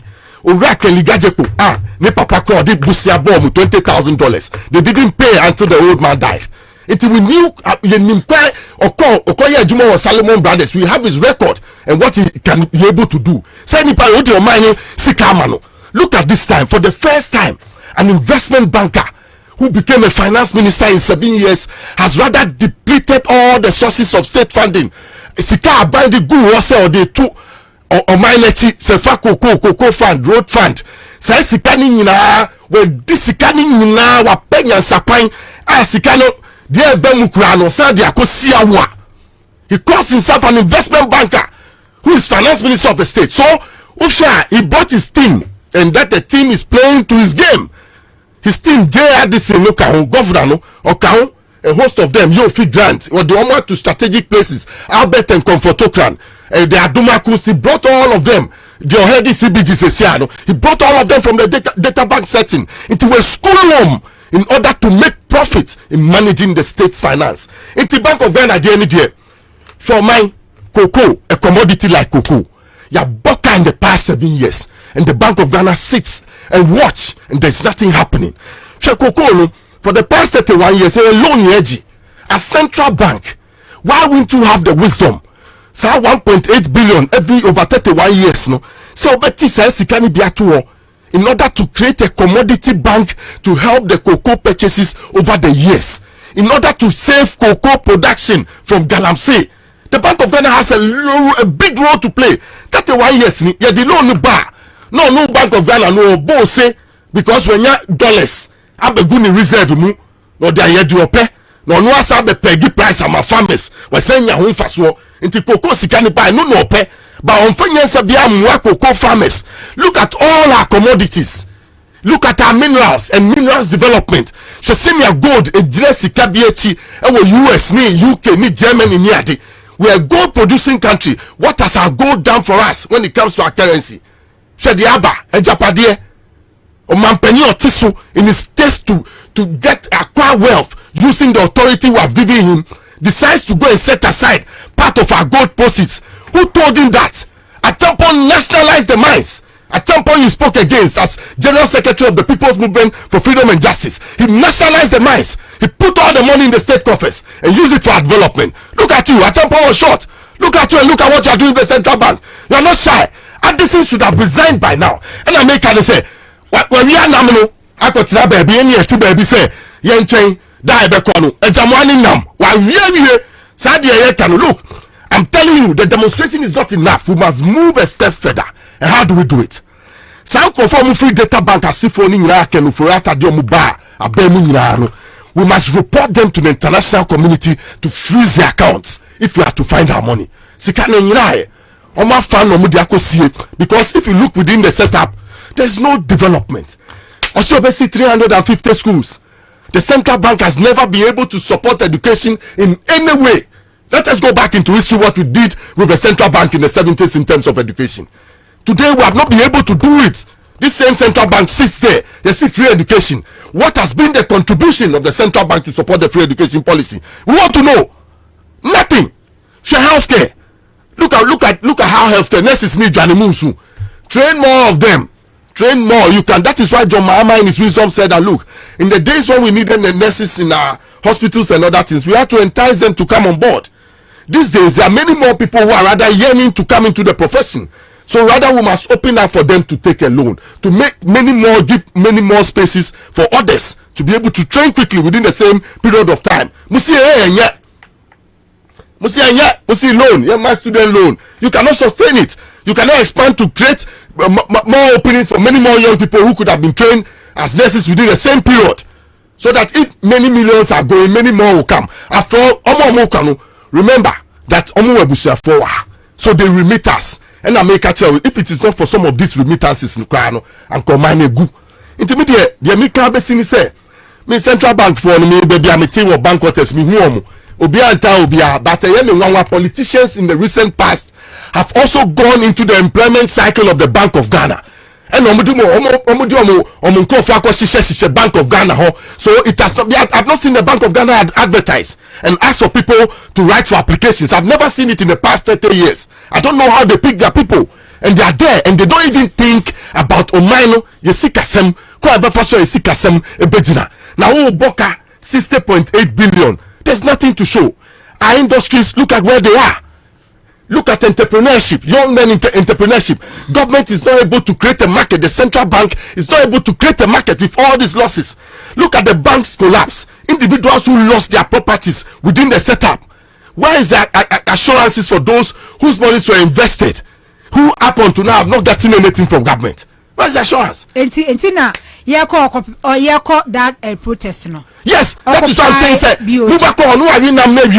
Now this one is spontaneous, equal and opposite. You don't need to tell anybody. Me, I've gone on demonstration time. I'm be one. Now, yeah, Papa, sorry, yeah, Papa, Dr. Papa, could see him. So time, no, na me no trust in a dim common or Millennium Challenge account. No, ni mubi and they buy. Quite fast was scanning buy any and one. Into that no mubi no. Me sure listen me drink and I'm saying me. I'll make a public noise about this. Into your no some mommy warning. Said don't go and do anything about anything. I'm saying meko. Jana pano na me swag cruise. I educated people that one want to be a free police. I didn't need it. At that time now, police more she seen there. Be a thinker. Yeah, director of operations. Ultimacy. Yeah. Let's that time no dankwe no divisional command or doko. Na me say more shankasa. Ye kwa omachi. Ye did this by 6 o'clock. I was chasing my telephone line. When I could go upon Kruma so AMP. He was on Joy FM. They were chasing me to just speak on air. And I had to come and clarify issues. Mujere Kufuor came somewhere and responded to what I was saying. But once he brought himself into the debate, I had to tell him. I gave a historical account of how the Millennium Challenge account came about and how his ministers, they failed from J.H. Mensah, Professor Jan, Bafo, and then Osafo Mafo, how they failed to be able to translate the memorandum that had been given to them to receive the cash on our behalf. So I'm saying that we have so many. If you go to Singapore, what they use their central bank for, it is to support their development and their transformation. We have not done it. Now, 60 billion, we see the money is in their suits, it's in their bedrooms, it's in their underground garages. I'm saying we are waiting for the day to change them, and when that day comes, there will be wealth redistribution in this country. I'm telling you, nobody's threatening anybody. Nobody. Because why? How do you take all this money, 60.8 billion, no factories to show, no schools to show, no new hospitals to show, no new towns and cities? You say we're creating new regional capitals. What the contractors come Obia from food to road to why? What is it? I don't know. Chalo shocking you. Oba president and don't look about it. That any can I you gafio. I don't know. That be the president and you can. That be Pablo Faben. You can have been by show for Chale, I don't know. Boni me bear me dark. Baba you president. Oba chake da no. Oba chake Ghana no. Oje click a decade national life here. As one neke omo Baba fi. Got to show here private jet say can it be okwe ma ani ma hi. Come any ma ya she. Call ye me cable. Come on any ma ya she he try call ye jekpo enima. No bakanishi bojenche. Femo jockey no keba no bakpo boni ma mi do. No ko ya no ya mambiye no taje me no ye wala. Oye pa mambia no ta tro mi teri bi oba odoko adodako mi cable le yo kwajo chiremu kakra ma nse mo kakwa ne kebe the one can say simple say Kufuor tenu we no what's the Kufuor obebedi a omampani no na Ghana fo nim say oba be ya de papa because the way okasa yo ba no bia nya ho bro to aba man no oba ya ndene yire fi ne ho ene wo ginani etu ofi ba bia ono fi ni ma ho no omra me hedo Ghana fo bre na ho na mpa ya wese ono onya research Kufuor tu ni ma nya ne o wini anche bia no tu o ni ma ka police for ne kokko ne mponchi ne go Kufuor is no more there, so please do your research well. Yeah, Tom's can you know the question is when you punch in your oh, on two of you. Well, Makati say on number bia. Makati on man will confirm. What two other nandu to be do police for no say enso kra ga so munya bi no no. Wo moto nso kwa nda de bisa Makati ye twa mo ma free pure ta no say we nyina enya professional. President fie. Enim ya police. Enim na police for afre nso na ye to pure ta. What do want bottle? Normal pure ta no atonum. Na we so bi oton so no so ya man bibi so onye bibi so better poison omo enye professional way ese mo nso ni do enti alisa ne nkomo na Kufuor do omo nya gidi omo na omo nya gidi because of Kufuor yire because now ni alisa mo nyina bonko mo anya hwe o sister ho yemi e sister be yemi alo echi want e be mi me buza want so na so first lady who can say mo me so no nti na mo ni pray I remember when Alisa the minute they say what you say Alisa no ka say bibia before then obo chire kra say enya hwe me anti omu bi ebe yi gagagagra want so that so omu ye o edin komra me ba kwanya so me chire tiefo ne ahwefo ya wan me nua na odi jaba ijado odi biaba na me dey say Bank of Ghana issue na NFS wana me boa so me dey woni me say me support that way no me support that because support occupy no me who say be some faso bi anche den so obia won opinion no okay edwe mo obi nyobia no nsi bone obia won opinion to me some sorry say Bank of Ghana to me call demonstration na bibi enye djuma china wetin ma say ya no de enya de na ma me ye adekronti amenye ne say andese angasa so okọ pension da be no okọ nya next month is next 2-3 months ya okọ pension when you pan out 20 papa no man ko ho no what ho economic management team member chairman Baumia ya transia won so mo transia mo ya meeting on Friday sia adise about the corner baby na nadu tia Baumia na tia dwum even adise ni krampo I can for ata we otin bo no won contribute more than ono ne pa bibia busa no na odi abamu ya pese o yese na waye enkrofo mo ya appointment ni nyina agu onum mo ti wonu mo se ye de emfe ye ho do the appointment there when na wonu se ayi NPP so entebe na ho jokers ni do so enakufa do so okay mo aka amate me kwakọ for another ntebe double ntebe aba no kwakọ pick another person bisu number enye the same thing wo demonstrate bi na wo ya ada na wo do je kufa do adoje Baumia akọ ayi so papa so NDC for nyina so akọ pension na NDC for do mo so office ya gimi che obi a Ghana NDC for kokro the John party oh wo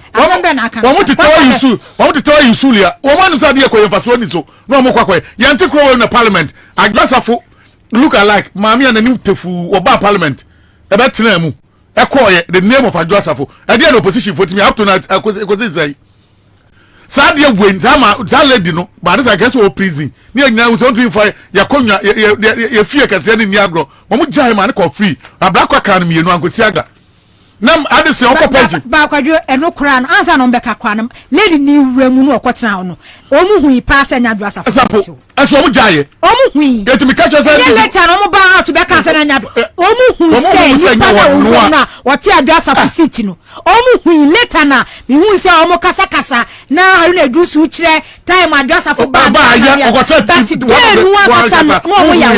no mo yawe ana mo jaye up to and this one can we na say the MPP for that day na geledi no parliament ke striping e na koton ni a chira striping naked am obi a wo say we ni na kokot am nkodam mu de bibia be bia no esa mu na Ghana mu dia sa mu so mu botom o sa die nti o ada mu die nti mu timi nya papa mu to na ne wonim dia man yo am twimpo mu nam constituency na sabia mu sabia nya do ya ton fo osuo mu no e ho na mu pankrofo engage om do mo aba BOG and it is say adie bia usua no nkwala abremu a wo behu ye and this ba opposition ate so my demonstration da bia be ku demonstration da munya bi da yeah trademark demonstration ye ne adwuma we are where afak na that actually 2-3 with the bi TNPP for ne need ba bi ne akoye engagement in the night ni akofa nkrofo so momna na o chebe ko demonstration tie o ba bi omnam Madina Nima Choko omne nam sa area and ba bia sabi mu sabi nyaado ayifo wo kakra no yenya duane ni ye hu ofi sabi ye de ne de obi boy pie beko e ho ne ye panipa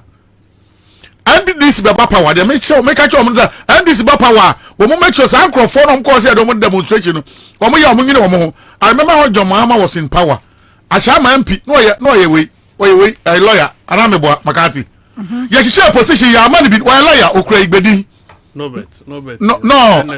this one the previous one the no bet betu no a lawyer me say ya chiche position wa nya bi number de ba parliament nya de kito was so ya NPP for ne say master sit down position asa fi ni obi o makoka so at the end of the day and now do achama do Medina ni ade won ba bia wo pani pa de akoy demonstration ba wo ye bi won test bi tu nim se nipa beba etu akoma sa tu na ke we ade o mu ye fa so be na ozo oh how occupy Bank of Ghana is Medina Bank of Ghana is achama there be so more organize engage this one in politics. That's the reason to Obama political leaders youth organizer near the constituency they will do it, provide them bus, give them incentives here asa kodjo ya bo am say we produce greater 50 bus ni nyina gba me side ana constituency for nyina no me adwuma so ta do ballet traffic light ono we kwa na cost VIP bus to aso they aba me fie they all the ni nyina kodjo the name of me organization dey smooth and hu ya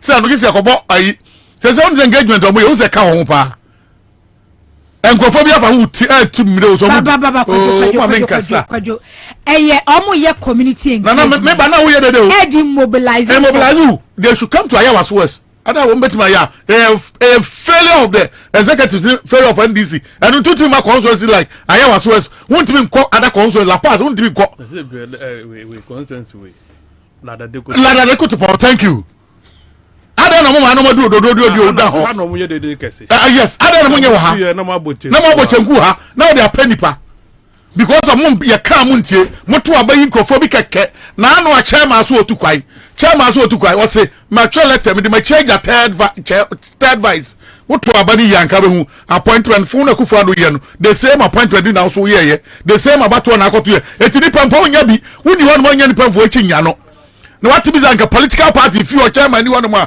ye letter third vice and they take over first vice what on kokwa na otompreku ba kwadwo okay eno da ho eno da ho but the person me can say me baba you know the way I was saying this so I don't know woni nipa o mpa nipa papa for one see apenkofo ade bia mi no wo banya ne say ya woni nipa omo youth organizer Pablo oho omo national communication officer letter me ba jokin ka letter no me enya letter asem ne ye ba can be a small letter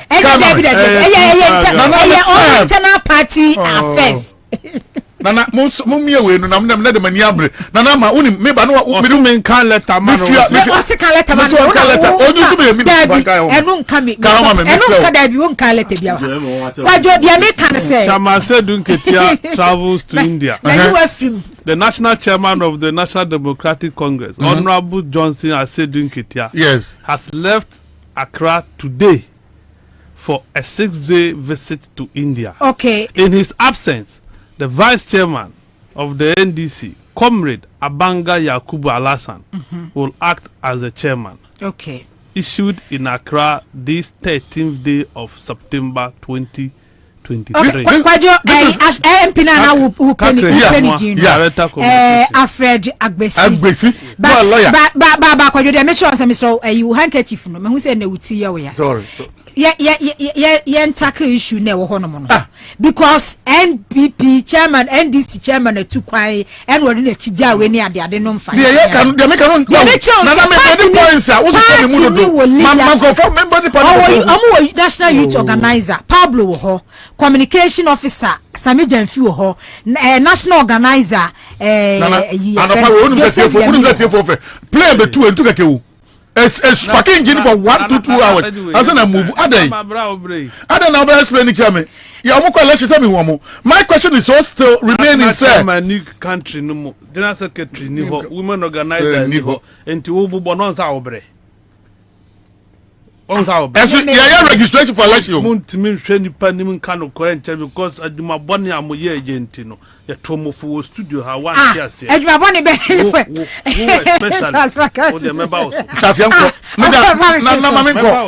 she said, BOG, no matter director.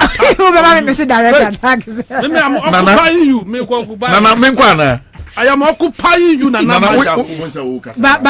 kwajo na wo kasa me kasa kwajo BOG wan kasa no ye Ghana ndi esi wo na eye ade na ma me nkama asem wie me be the points what me so me computer am that question no I won't answer and bro ya we me answer me be the points abanya so bi nyansa ni bi otifi onum nyansa cha beka akwade na okekan dia me kan ne se akufo adu ntebe na wo hyehye ye no yeah now so BOG na enko yie no the same teben bi no mo hyehye wo hanoma ama demonstration kompo ayeden this is a microphone ko engage microphone ba bia najo ebo platform microphone who say yes na Tuesday or Thursday ye ko this ye ko BOG we ya sa dey okura mpa e mani ba da those constituencies no nipa no to so government of the day person young microphone bibia wo betima ya ma den amana broso because I say me for example Baba Medina na open microphone eti oh mata me kasa onye na eme nipa ni abre ma me kama sem say Medina MPP phone ye kwakwa ya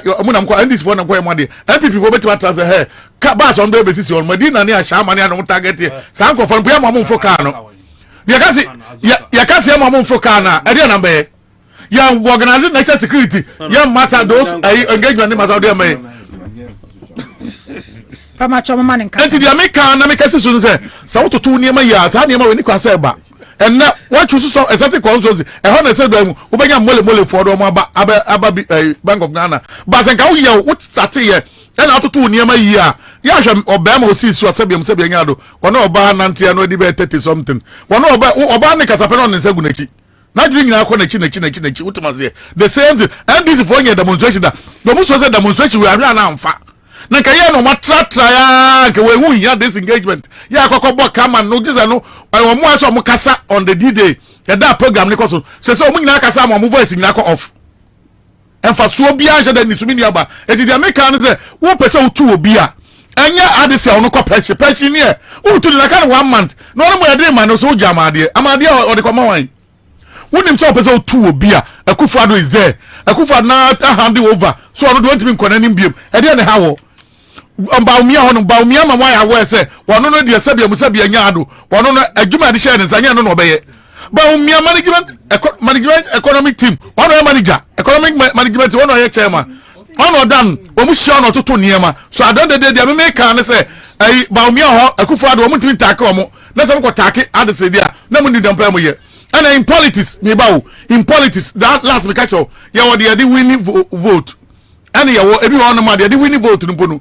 ya na enso but asem wo hu ntino utimi exam no so na de winning vote so can people for Wayomi na ye normal na simple my as Wayomi na 51 million nyeska bia sa na wo ni hwemu but you twa ho nyum de kan nanti kura mu forget issues ni bi e de win ye ena former president de man sa ne Ford Explorer na ka Ford ba ko yesai eno po second hand wo kura me so betima to sa Ford na nimu tintiza ponche nimu no sa Ford no sinya fe 1 kura wo eno eso yetimi yusu sa Ford na de baye and this from the Bank of Ghana wo frɛ me kura se bro have bojampa wo frɛ yaye kuro mu a we kuro ma so Korea na abusamo adodo na so na say obi a oyagimo Bank of Ghana de nya Akufo-Addo nipa no wo no the mistake of Bank of Ghana munya na ekwa samra na ne na fa so obi a fa no so nya appointee o dodo na nim so no the Bank of Ghana is separate from government no a state institution and no anyini na akokodu da pension yeah public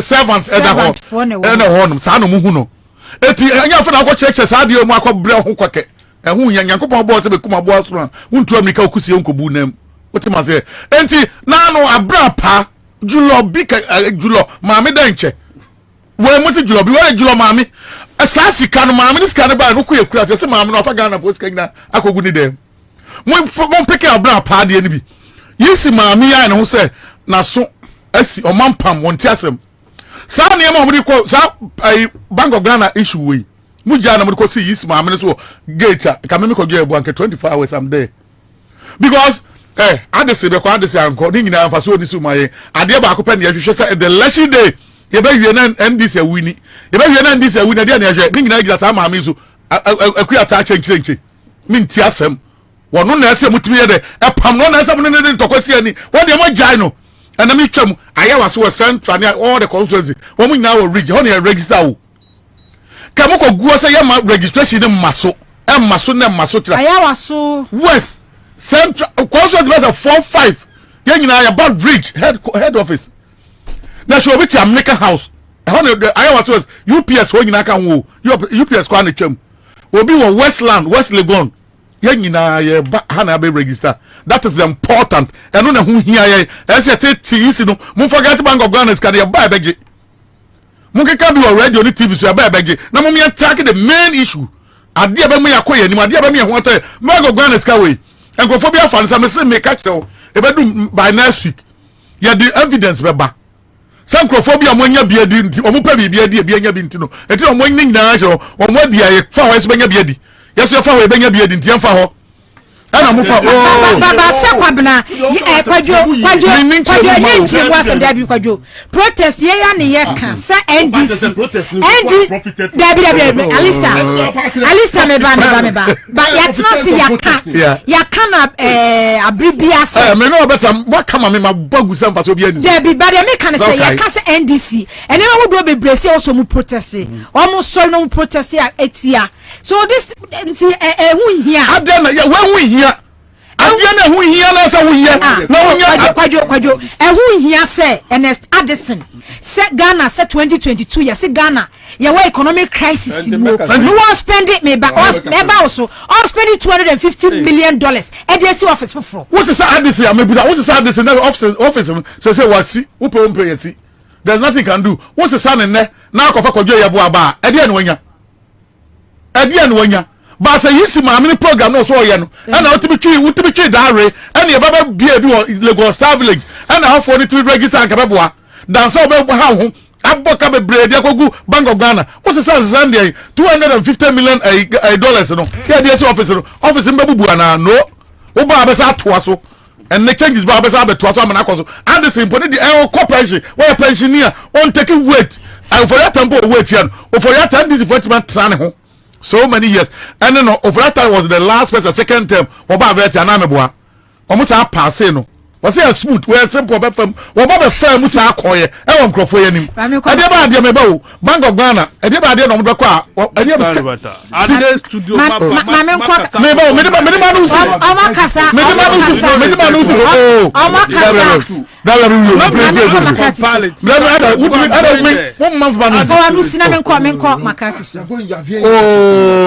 makasa be 30 minutes makati mind makasa be 30 minutes the American is right and not who is right. It's a discussion. Ma wanu sina makati mem. Alista mbacho alista. The demonstration, you know. Me wa happy. Me Gabi, mana sina makati. Alista, we are studio, we are not studio mo bade. Kwadwo ye bo ma wanu sina. Me the man who for the American say. Me man this for ning ade ho to say. The ade say and before you no money mo hwe o. 250 we ni na say no. One de bia dodo ni na for parliament. Ehon ye ko pass di bia and this answer no see dan keke and this foreign na nimbi certain ranking member no ye now minority leader wonim ni nyina ho bi on pass ni nyina na nkofo ni diko memo mo mama tene o mo te say o mu nim hwe o mu nim ni nyina ho bi o mu nya Bank of Ghana no mo nko mo nim do mo ye no ba kokura no efa kwam akofo ado nya no nkire say aniema bia mo so mo ye nya no na mu tu futuro gu Ghana politics ye nim hwe ye nim ni nyina e dey Miss Catch say next we going what my program we end the nkofo di beba bonten makati mamra so nanama Ayeko medase eni akonya udi amame na machia menu apeni a lista eni kwaju kwaju ye boade ni position no waja bakum okay kwaju ye the regional chairman of Movement for Change. Until se unima makacho the next time Greater Accra Movement for Change chairman etu no Movement for Change yeah ya baba no sunti ya na me chose do we okay Occupy Bank of Ghana one mo na organize this I don't know okay sir Arise Ghana some minority na start here na other groups na come alliance but the main one is minority yeah political you see alliance groups. It's a gathering of those opposed to them asempa so ma decide say this time or may demonstration no or my idea but impact no your day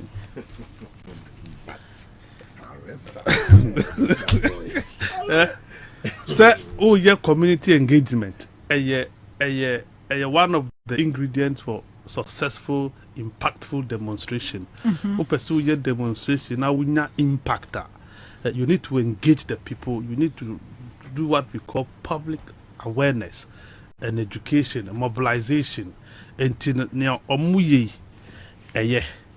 now mum question is I don't know that constituency ni bitum there's not a kwadwo I say if I engaging Ghanaians obi ahụ chire no enye sabio constituency de so do madina ni mapen omo ho chi omo asika for they will be applicable central decision asika for mo wo laboni ha omo ho chi omo because Accra FM for mo ho chi mo what I say that is it entino ma bana mu ni omo abekasa ai kwakuba kono mo fi ho omo ho chi omo e ho de misro emfa nkwesi ho oh ade me amanfo emfa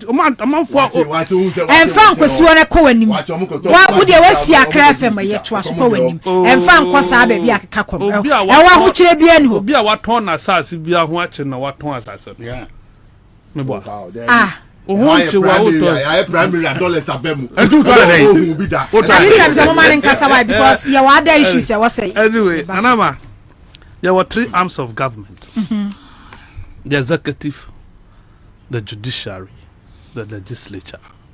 Obia won adwuma wo ye executive no ye di 2 million nyina akɔhye president and Ghana you what executive president and you president who to meet the appointment over 5,000.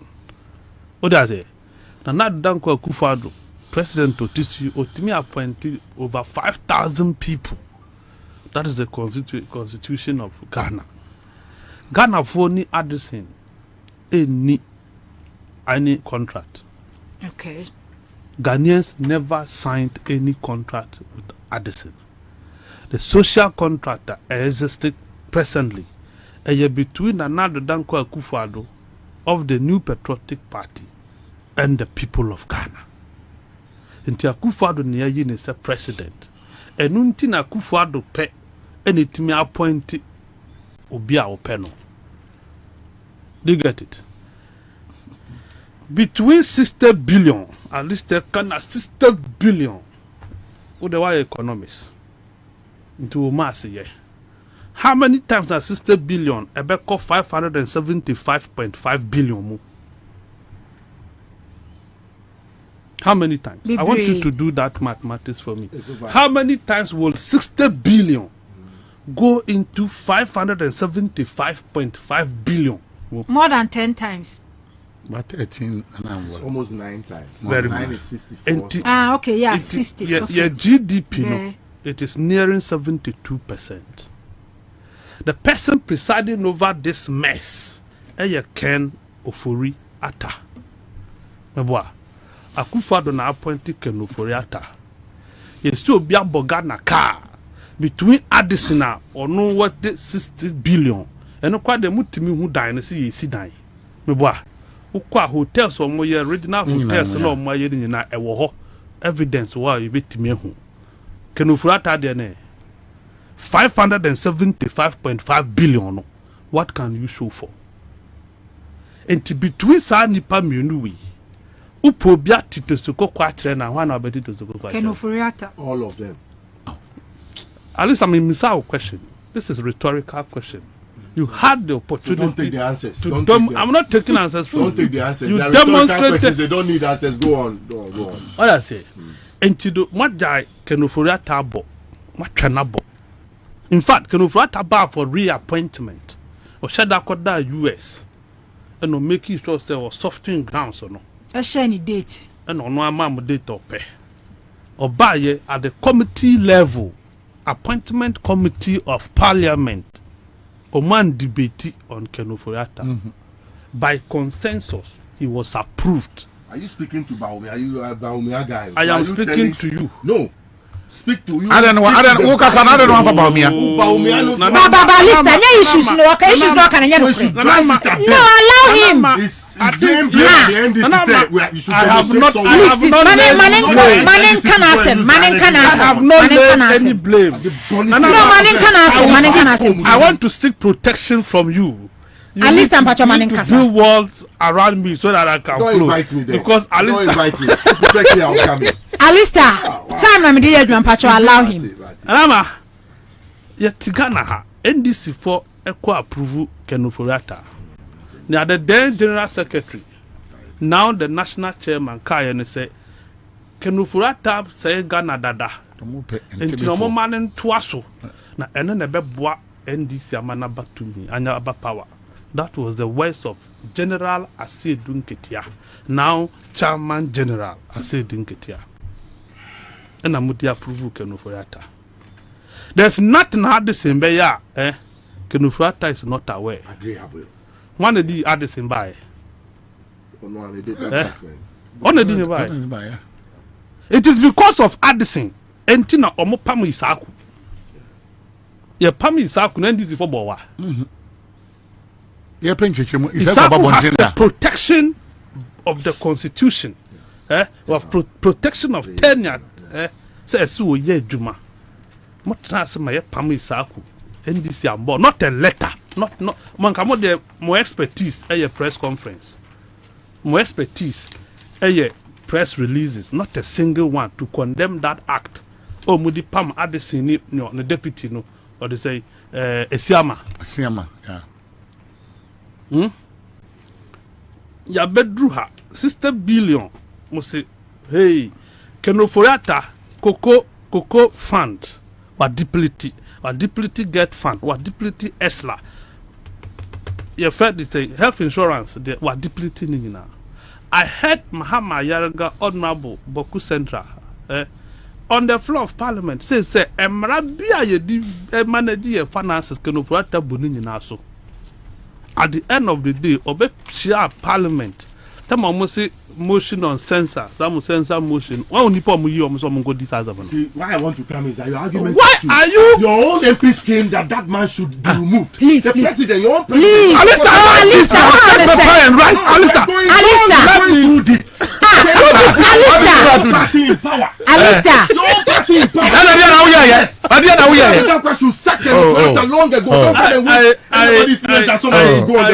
Alista, you will not distract. If I were in the army, I've said it several times. Opinion. We watch your dear. Where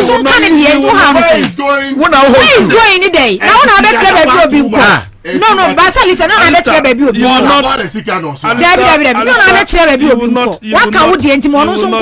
will not distract me. But I'll have to come in when you I don't have problem. I have no problem. I have no problem with you. You elected to go first. Yes. When you are meeting us, you don't go first. Oh, why? Take that lesson. It's a discussion. Makati yanko. At least I'm pacho who distract you. Who distract you? No, me pacho. Allow him. Ena moye ne sa bedru ne. They've known how Akumsin. How Akumsin say? Yeah. How Akumsin? Oh, no. Before how Akumsin approve. Oh yeah, video man ba out. So yeah, the people should not worry. No masha ne bosse ombe tuaman. Ampanso vote no buy no matter no boom aman. I can tell you say the current NDC no, they are only gaslighting their supporters for them to feel like they are working. But unfortunately, the mama and a bre. Yeah, but when you are cattle, I will not deodorant anything. It's not true. Me and you, the conspiracy of November 28, were part of it. And Monty FM studio. I said I will not. I said I will not. I will not deodorant anything. Me can't send it here. What up, permass. I say, Mokoye demonstration, fine and good. But Nana May, the Sydney Aquadio Kano, at the same call retirement. I think next month, yeah, the thing will be due for retirement. So you should blow the money. Allow me, Alistair. Hey. Nobody says you should blow the Which money? You see, first time the history of the Bank of Ghana, if you want to comment, why we need to. Alistair Tahiru Nelson. No, I'm surprised. You deputy commander in opposition at the time. Nana, man, give me protection now. Say I know you. Nana, Endu Mamu Stadium some go see. Alistair,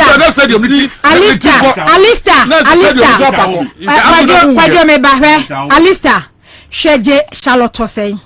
Bra or Brea Ghana.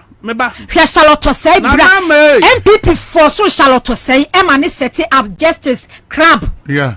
Committee with the establishment of let my vote count. Let my pressure vote count. It was a single purpose. Omani Bremi be by me did you? Alisa, program. What do you mean? Did you? What we are going to do? Into the but Alistair, political party. No, Alistair. Alistair,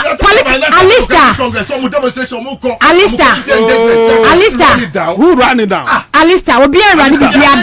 Did I run it down? Just single heads here. I'm sure. Did I run it down? Thinking better than the party, and they know what they are doing. Alistair, they're political party. So let's leave them. Alistair, let's have the result. Alistair, we are making with him. We are making with him. But I make it. Introduce who has a social commentator. So why talking about the what do you mean? Alistair,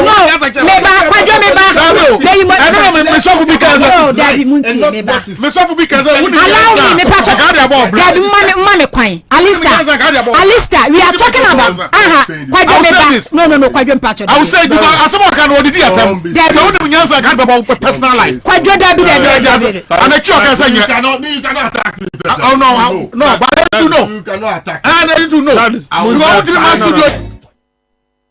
Abusuafo Accra 100.5 FM si eni NDC for the omo pese obi abe criticize o. Am I here for NDC? Ni nyina ka ho bi but Alista when your time enti no. I am saying that you are wasting time talking about a political party in opposition. There's a government messing up. We are all watching it. Alista. 3 square meals we cannot meet.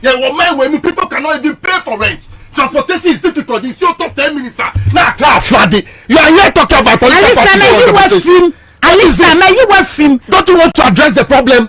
What is this? And you want to attack me personally? You would not get me Makati. I am surprised at Alista today. No. Alista is so intelligent to know, say, yeah, Bano, and yeah, set your topics.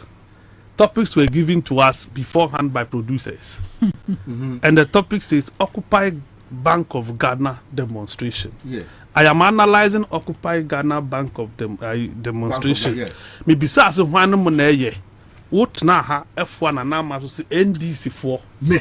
Makati, you are not talking to Alista. Oh, kasa on the platform Grofoti. Okay. Enti kasa. Enti no ye hwe ayi no me sha se me bo ma ba so fefe. Oti ha. Ogbo wuti. Alista yan kon ye kasa Makati yan kon. Mr. Me apagye. Alista na because I see a bad issues me pacho. Ye na fo anu. Enti no like yeah. But then between me ni omo nim say in politics nothing happen by accident. Everything is deliberate. Everything is intentional. Politics are ye, and our politics are omuyi. So person bibi deliberate. The orchestration and the removal of Charlotte say it was deliberate. It was intentional. You have never been deliberate about anything. You have never been intentional about anything.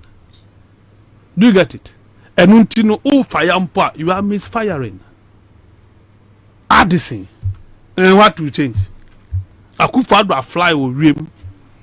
The defense minister will come with parliament and say he will even need a player shower room because of the busy schedule. No, so there's still Timmy. A diary will be exercising one, so nothing happened. Until yet demonstration, but issue nipa, but issue affect people. Both MPP, NDC MPs are crying over the ongoing limited registration exercise. John Mensam famra nyejuma. Ba issue no. Se Bank of Ghana governor eduma wa ye. Enu nyina kan wo binti na crisis ayi wo mi. Crisis ben. Ye ni crisis mi. Me sha se me bisa wo say 575.5 billion. Okay. Any 60 billion e say. Me bisa wo say no. This is a drop e we over 60 billion na do your money. E betimi atesan ya ye wo studio ha nyina brabo. But udi two-way more, it is a drop in the ocean. Man can that. But what about the governor? Non swa. Ejuma na woye no. Emra en wodi ye ejuma. But we so ebu mra so. Chesi kama inflation issue too. Afe na me ba hono. I am not coming there. It's in layers. My debate is in layers. Me sha se me catch about 3 arms of government. Parliament is clothed with financial control, oversight responsibility. So with the power of financial control, Untimin can tell me say Bank of Ghana kotra sika 1. Oman sika approval. Akotra sika 2. 1 sika approval. Nyana mote ho. No chagum. You have left your pot and watch, and the food now is burning. You see, we have proactive communication and reactionary communication. What these people are doing is reactionary oppositioning, not proactive oppositioning. If you are proactive, you prevent. If you are proactive, you act when you hear. But say I don't know omo said ya woka say Honorable Mahama Yarga kan say emre bia Central Bank one was some dey adwuma bia no Finance Minister ne Bank of Ghana Governor Ebuso. But omo so nim they have legal team omo nim mra omo dey adwuma omo buso. So minority who are on be raising issues no. Raise what him for? Oh, but says kana your friend say omo twagumi. I can't remember say Brad Dr. ato forcing obaba ye minority leader or starting resolutions ba mo ka say nya nokre Bank of Ghana ye ho press conference say nya nokre until say IMF for fra say o mo dey report ba ne ma bi on ma o mo hide ne ma bebre pi. Very good. Onzo kana obeka asem in as a minority leader you must speak to documentation into your buyer no obeka no no project TJ. So this is the document that the figures are. And come deny. But quote figures. You don't quote that. Quote and give us source. They are doing politics data. Back it. I'm serious. Nana, manya break. And I make us up. Matume bomi pesi Ghana for mutie na ewu nzamana ni so. Da me ni sa energy no. I say ne tiane say. Oh yeah, politics are who. You were the minority in parliament. Who fire constitution, a minority leader technically must be the opposition leader. What I say? Then there is a party structure. And to know Ankasa BOG deal with a parliament and a mu usually drag Addison, I deal with Addison and whoever is involved. So what I say? Because you have that financial control. It is a wayana nyia, wayana wamfa kwan paswa. Emran wo ho. You use the law. No what ja party no. I'm a party na hit street with another issue. The party should have been concerned. Said CI 91 ewo hodom. Na ye did 1950 registration centers through in 2019. You nya 1.2 million Ghanaians so much no mudin for. Now 2021 one chodin, 2022 one chodin, 2023 we ko chodin our projection ya 700. And no krana wo se emra foforo ni hompo no. Me tiso, me di me pe, me di me to me. Ti ade no so. Contrary to Article 51 of the 1992 Constitution. Said there must be a new CI without CI because CI would go to parliament no. Or mabog medimanusi. Okay. And to Jane Adukwe Mensa, any bossoma Asari say, or mafi 1,950 registration centers to 268, and you kept quiet. Now you are crying and telling us, say, myself 135,000 Ghana cedis, Bazin people, myself 30,000 Bazin people, because you are part of the scheme. You see, when nothing is going right, you go left. If you are in a country and nothing seems to be going right, what you do is to go left. But then, more accessories, you are part and parcel of the decision making. Mamu anomako kone. No, omo part and parcel of decision making. How? What is Adia Jemensa ye no? Uka se Jemensa ya de no na omo ye. This is tacit endorsement of the ACC. That's all. That's what I'm saying. Okay. Because I didn't Matina will studio ha. Aka se bibia ekoso Ghana ha bia no. Parliament ni mubi. Until at the point I even said the parliament is looking like a crime scene. But that is a fact. There's nothing that has gone on in this country parliament in your way. When it sees them, and you're going to go to China and go never do Ghana. Yeah, parliament we are. Sabe no mosi yem patronizing made in Ghana goods. A drunk on man cook gas. A drunk on Jano. Mama agu ankoto mutu plane ko China na mokoto di buy. Is the issue? Say yeah timamupo ya ni amri politicians so across board NDC MPP. They will keep on gaslighting us. Say omu ye bibi omu boa. Okay, they are liars. Medase. I wish for 100.5 FM so the Citizen Show and then ye de ebro occupy BOG demo ye de akwakusi.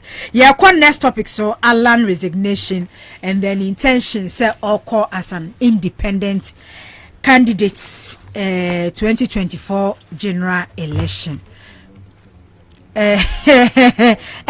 Me bauso. obi ade wo mu wo 10 minutes yenko but the Americans say it's better send the next time if there's a program mommy who the panel members and so we be excuse no be an obi person no be program I no be boa and we dey kwadwo hu unless I mean nua e kan hu me go mean nua pani and me go mean nua ketua but my question is say this is not the first and the second term you do studio on sister ni su ne ban because enam ne so sanya kanipa no pa emre bi atwa mu me say ni na chinko ba bia bi don't want a price of person no pa oba the studio separate them small ba me dey separate me say no nyame kan ho alisa yeah at least that one few cry enko I am there say what my party that's a NPP against what Alan Kwadwo Chamaten Kwadwo Chamaten ne nkwaso baby onam bia Nyankopon ma na hoden kwatenten ni sa kokodro na wanya na sese na mo fa mbodai bo one e bodai bo na de Ghana ye obidia Ghana na ye pe changes no NDC by changes o Alan Chamaten by change bi an change that man say it be so bia ka so ba be say obi ade e na se bia mu se bia nya ado baby Ghana e ko no se bia kola keto akra nim se Ghana nkoyie it is a Nyankopon ma Alan Kwadwo Chamaten akokodro si ye nko in a quantum cra said last time me catch them say yeah the political party ya tidada by the ba unim yisi any Akufo-Addo be make sure some young contest bi the articles be brebe in the political party na ya temporary beto nchai you be call independent year after 2024 other first or second yeah the third the Tofi Akwaye leader first or second the be di bia no at the end of the day yeah the party di beto dwa yeah to me ascribe NPP na NPP dey be yefio and the mass but the me sal ma won kakra na mai wouldn't say Alan Kwadwo Chamaten na independent that work yi wouldn't say only one political party na benefit wom so I NPP for research bia omo ezu project ade na so no party no po a NDC na be benefit more than NPP the NDC communicators no yesra omo ebi ni alista mo kona mo ye mo ade atem de na mo didi Alan Chamaten no yanu bia no ntimi ntia John Muhammad ya penisi ya bibia ye chocho mu ncho ba de ye kan ne se alista ba better studio ana makat better studio ana Elikim kotokokota studio na se odi Alan Chamaten atem o kan sam na nko yi a ye ba ye nka bibia nche John Mama ye be di send the same ni pan so me ndise me bo Elikim kotokono na no kota one of the your sister station temidi automa Alan Chamaten no na no odin e call fa so kasa Alan Chamaten na no odin eti entimi ntra baba entimi kan cha Alan Chamaten say Christ say wo mu no or ye part and parcel of this mess abai no obi an kasa man kokko kasa ni wo the personality be kan say mo a e bia wa woto no ufugu ye ba ko pe because am me che fugu ntam de kan wa woto bia mo brother etu kokko di obi papa na obi bibia tem sa nipa na wo de niam wa obi ato aba Alan Chamaten Alan appointee and what film na da so ko government na da so ko ada na mutimi take microphone na mutizo no because microphone bi am praza microphone no I am praza won be ma microphone bi no mo di no mo anom o mo wi am ndi se no na Alan Chamaten instead of na ze baumia and na me no kasa baumia de Ghana niam na nam o and what the campus constitution the president no we are vice president now so person contest for president I say ma resign because e ka wo bo Ghana nya de ketwa wo wi a wo de oni bra ko si Alan Chamaten so abrakura wo nya hwe na ma Alan de wa ya de o ede na Alan na ye wa boy brutal because asantefo ne ani afra ne ani abo ne ade wo mpa ne ehu emra wo twe ne hu film kakra se me Kwadwo Alan Chamaten majai mun samfo ne mun sam tantai na mu ye ni na majai me nko bi mun fa mu part na mun ko mba bi no enne Ghana ye nya third force what ma say nya third force ba beboa ba ba no third force ne dey ene Kwadwo Alan Chamaten team na o dey ba third force ye egum why third force ye gum so sen komo me sen komo se na gum na first time me no na tia me say na ma wo be nyini awu na kan so amo ahode be to abro so onyare da sika de be gidi wo so ensu me catch say ye be to aba 1 2 3 ye ni third da ba say your first time obi call independent and no just gum dia second matter then the party ni wo e dey not ta ho as number 3 ba ye be di third dey the first and second be di baako me catch us here ba na here ba the mu anyina no so dodo na akwa NDC that is a muni first and second year pray yeah the encountered first and second year pray what was say you do already first year high ni no your mama di first year high you be make sure NPP do only first so da eno de ani abutaye kwa bi abefa because NDC for no mto no omoni afra even so mbe collect election plan mo dey say NDC mo say nya backup yei ekrono a mo se mo fa so 2020 di wi aye no ni nyina like kojo chamatin ni timu aba ye ba be make sure say sa krono na ma biem unya wana unya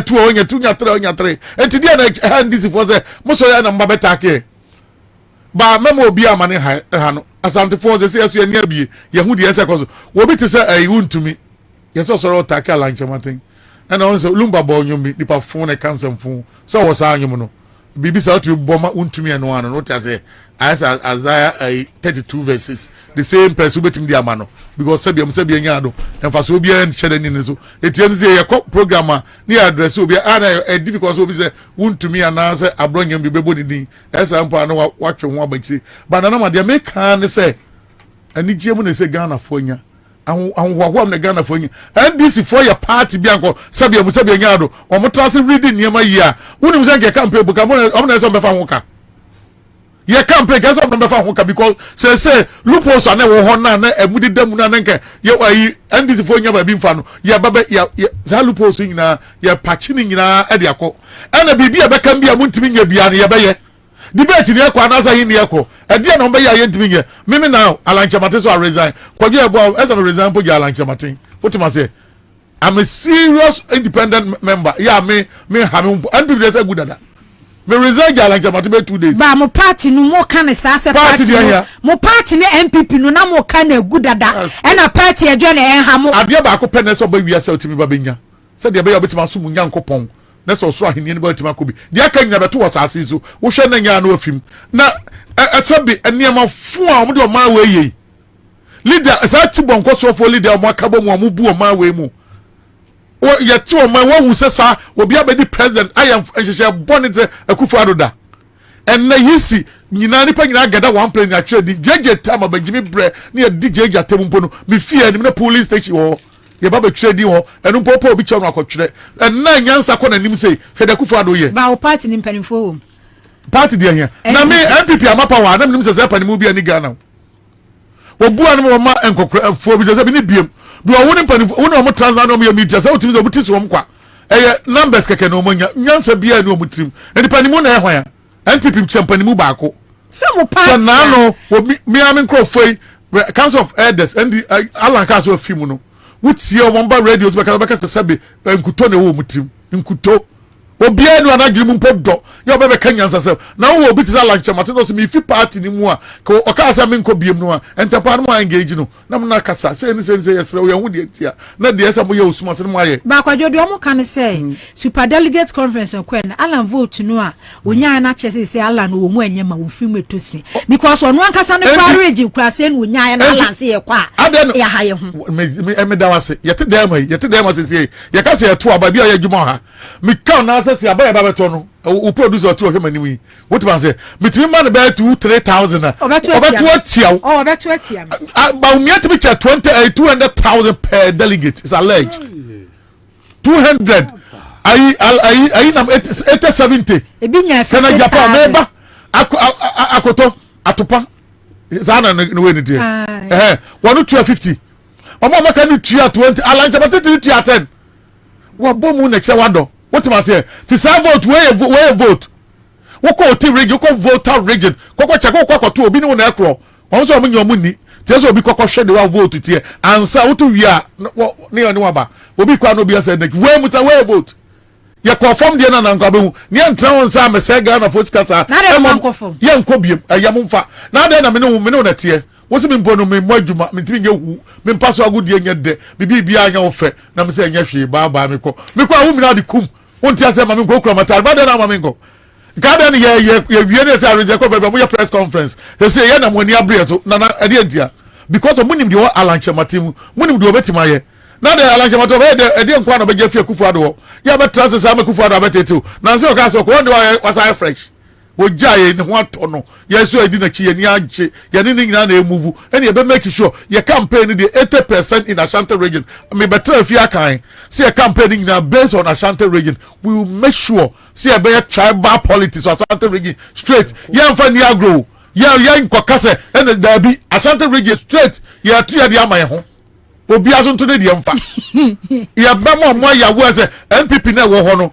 ye nyina na ye beto mo US 1979 your time is up me da say mo team na mo ko ye so at the end of the day and abadu ya so na mo so yes aso atie ho ye so ko ye nyina be share 10 years time fine but adru musuna ya na mo ka no MPP every 4 years be a contest na do everyone contest former president Kufuor contest president Nana Akufo contest it is a dream so the na contest contest no shedu ada na ho mabo edu ba bi age mo ma nani age ne katra ma che ne siase and work abro for the Ghana for nyina say Allah you follow me akia ka say ne contest bi anko beti ni contest ye je mu ma no obi tru ko hwe enko a huntru no ko hwe wu me nkrofo ne ye nya atwom ne ye be mo me ka chen pipi ni bia sa bibia wo fa bia no fa bibia ya odi bia fa ne dwane na de bana no odin because while you lose MPP you lose totally you so I don't dey me catch you play nye prefa jo mama eba alanche mate ba asa muni chance bi the answer of fa makati manunra so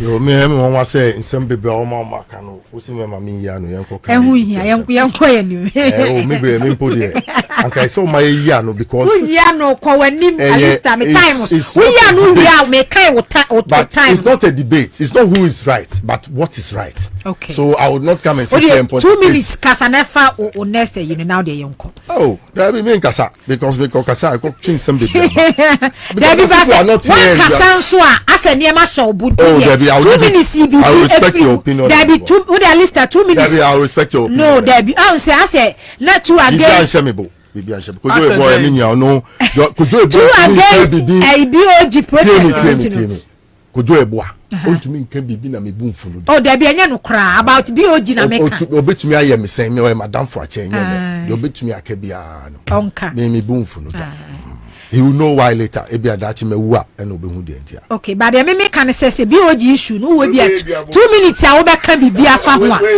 occupy BOG no say no the list our 2 minutes bia yemko kwadu ebo a no say allow him please ya say yeti o man mu oh boni bia ye boni yenim say Ken any day Edison buy I know the scheme of people he has brought in the financial web in order to control the financial sector. We all know it, but this is the first time in the history of the Fourth Republic a governor Boka say NTC ya sika ye body ya obetumi akote baby Ken DNA wo ho Ken omo party resist protest within the party parliamentarians your friend is Papa no okolusu ni sito and the appear yes he's going to lose his seat but phone will go and attack him for his seat so also eventually he will come independent into a land scam eventually you see them soon people have been talking about it Isaac Adongo and then one kada.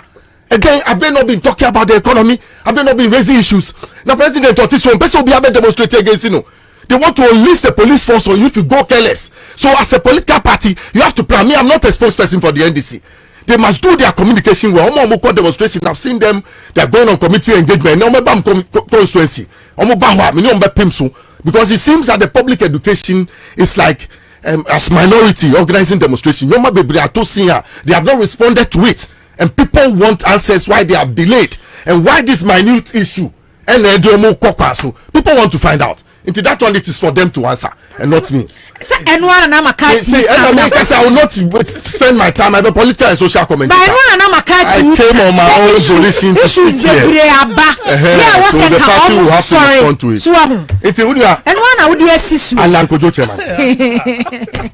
You see, the power in Alan left him to lead the MPP in 2007.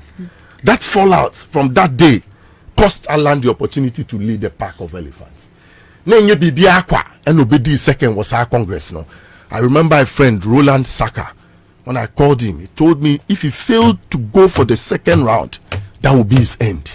It is 16 years now Roland Saka told me this thing and it has come to pass. Because now hot, it was red hot. Alan was the chairman of a Young Executives Forum. He had played his role in Kufuor's government, was ambassador in America, he had come to be minister for private sector development and presidential special initiatives. He has made his mark. The youth of the party rallied around him. Where he even got his money to campaign, people say he was being supported by J. Kufuor. The prophetic statement of J. Kufuor that came out at the time was signaling that they should select Alan. So why, as a penalty, you need Uruguay. Obiako penalty na ball no down no akobako over the bar. Then 12 years time you come and apologize. That's what Alan is doing. When it was red hot, he should have struck the ball Wanye. Into 16 years down the line, no, this is what will happen. Remember, when Bawumia was coming in, he came in at the entrance when Alan should have contested Nanado. He came in at that time. They sneaked Bawumia in and gave a reason to the whole population, including the MPP, say, oh, Sanya Wesi Abuakufo was sitting, no, just removing the 4 zeros and no moi. So he should come and be my vice president and be able to manage the city. But I'm sure at the time, people, political connoisseurs, people who had vision should have seen that smuggling this guy in. How did it come about? Maybe free and this didn't share Bank of Ghana and that before what tell Abaye governor a vice deputy governor Makufo say ni pa didn't buy Alan Camp. What were they thinking about? Were they thinking said the established path after 31 years and no much opposition move back power? When Kufuor established the path, say, look, he would not use the state's machinations to support Aliu Mahama at the time. Aliu had to go on his own volition. When he lost, yes, it was Nanado who won the party selected. If Kufuor had supported Aliu Mahama, like Nanado Dankwa is doing for Bawumia, he, Nanado, would never have been president. I'm saying it today. The thing, yes, are using the CEOs and other things. Organizing the state machines against to support Bawumia to push out everybody. No, if J. Kufuor, the God-fearing man, if he had done the same thing, and won't be the president into a form because Kufuor established a path, and I'm sure they should have followed the laid down path for the party. And by this, I peace. And by this, Allah munya will be. But in America, no, dear Bebano, Ebeba, if you look at Alan. He has a big opportunity ahead of him. I will not sit here and insult him. As an independent candidate. He has a big opportunity ahead of him. It is how he makes use of the opportunity that will make dividends come to it. First of all, nobody has run an independent elections on his own and made even 1% in the Fourth Republic. But here we are, the NDC has spent 16 years in power as at 2016. And the PP2 will be having 16 years in power by the end of Nanado's term. Should he have an effective campaign and education machinery amongst the youth who have not seen anything in their life in the past 32 years, he will be able to swing a lot of votes on his side. Already Kojo is here preaching Ashanti region. Nanabi is an MPP organizer because of only Ashanti region. The other guy tells us that Alan is going to go pure Ashanti. Then it means that if, for me, I have seen that he wants to respond to his party nuances and other things, that would be a big mistake. Debbie, you have a focus. You say you want to be president, and that is your vision. So your focus should be there and that. You wanted to use a vehicle of the MPP which had helped to bring about in 1992. Today, it is not possible. You believe in your own capabilities, bringing your friends, and you talked about other parties. So if you are able to select well in the political terrain, there are many fine political material across the political terrain. He can make history, like I said, if he decides to organize himself properly. It is not far-fetched. In Benin, Yayi Boni did it. Yayi Boni, at the time there were two political parties, they had come to power. One was a military one, he metamorphosed, he came, he spent 12 years. The other one, the same thing. When Yayi Boni came in, he was a banker, he was from the business community, they supported him, he was able to educate the young people. He didn't listen to the nuances of his political detractors. He was focused. He had a plan. He went in and won. Michael Sata also did it in Zambia. In America, say, Sisi and the other guy say, Obeja Tokwanwa focus who is running mate to be quickly. I heard him talking about the Julobi house demonstration. Would he be joining the demonstrators? You are talking about running mate. Would he be? I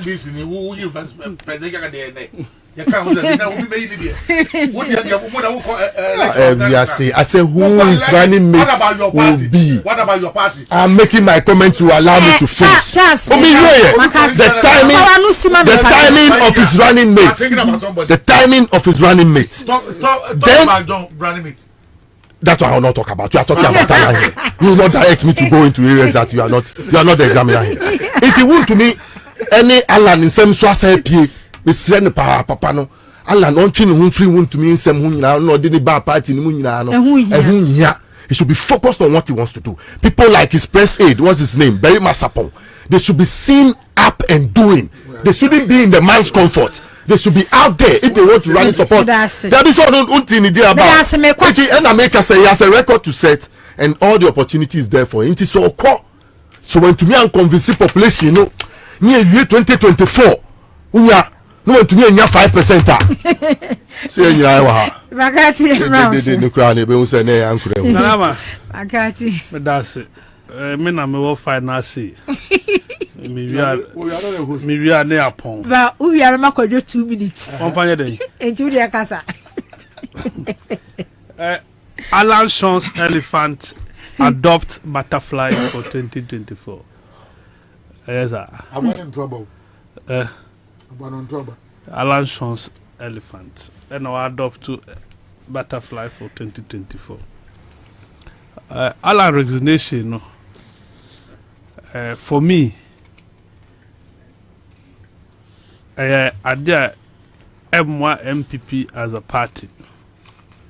The entire M1 MPP ni say, oh yeah, the day, Alan will nipa kakra omu support no, and across the political divide, and so you benya obia omu edinechi, and now we are by election back Kumawi. It's a women organizer because this women organizer because declare support to Alan.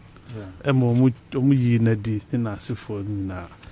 And you know, over the private sector, the swing voters, and so on. If you are a penny dimina, man for penny send your tear. It was a Ghana ha near my man for stress to the 12 bano. Okay. Then you know, be not dream. As a be what tinting, be one home fair, that no susuno, and original to the 12 bama. And we are very tribalistic when it comes to voting politics. Into a honeymoon dear, not M1. So now I was expecting, say, the new patriotic party, the smartest thing they should have done was to deflate Alan's resignation. Okay. What I say, it was to deflate it. Then you can say, oh, man, oxygen to fly. But unfortunately, they missed it. This is how they missed it. Alan, a born profile, Movenpick Hotel. Or see, Omona a tea party, no, or your funding, or your foundation member, or no, a year chairman, the Young Executive Forum, party head office, first one, or money contribute and no motor. I say, why ye Juma be yet, or see, 96, or stepping down Makufo, Sunyani. 2000 and Kufo Winnie 2001 or rejectee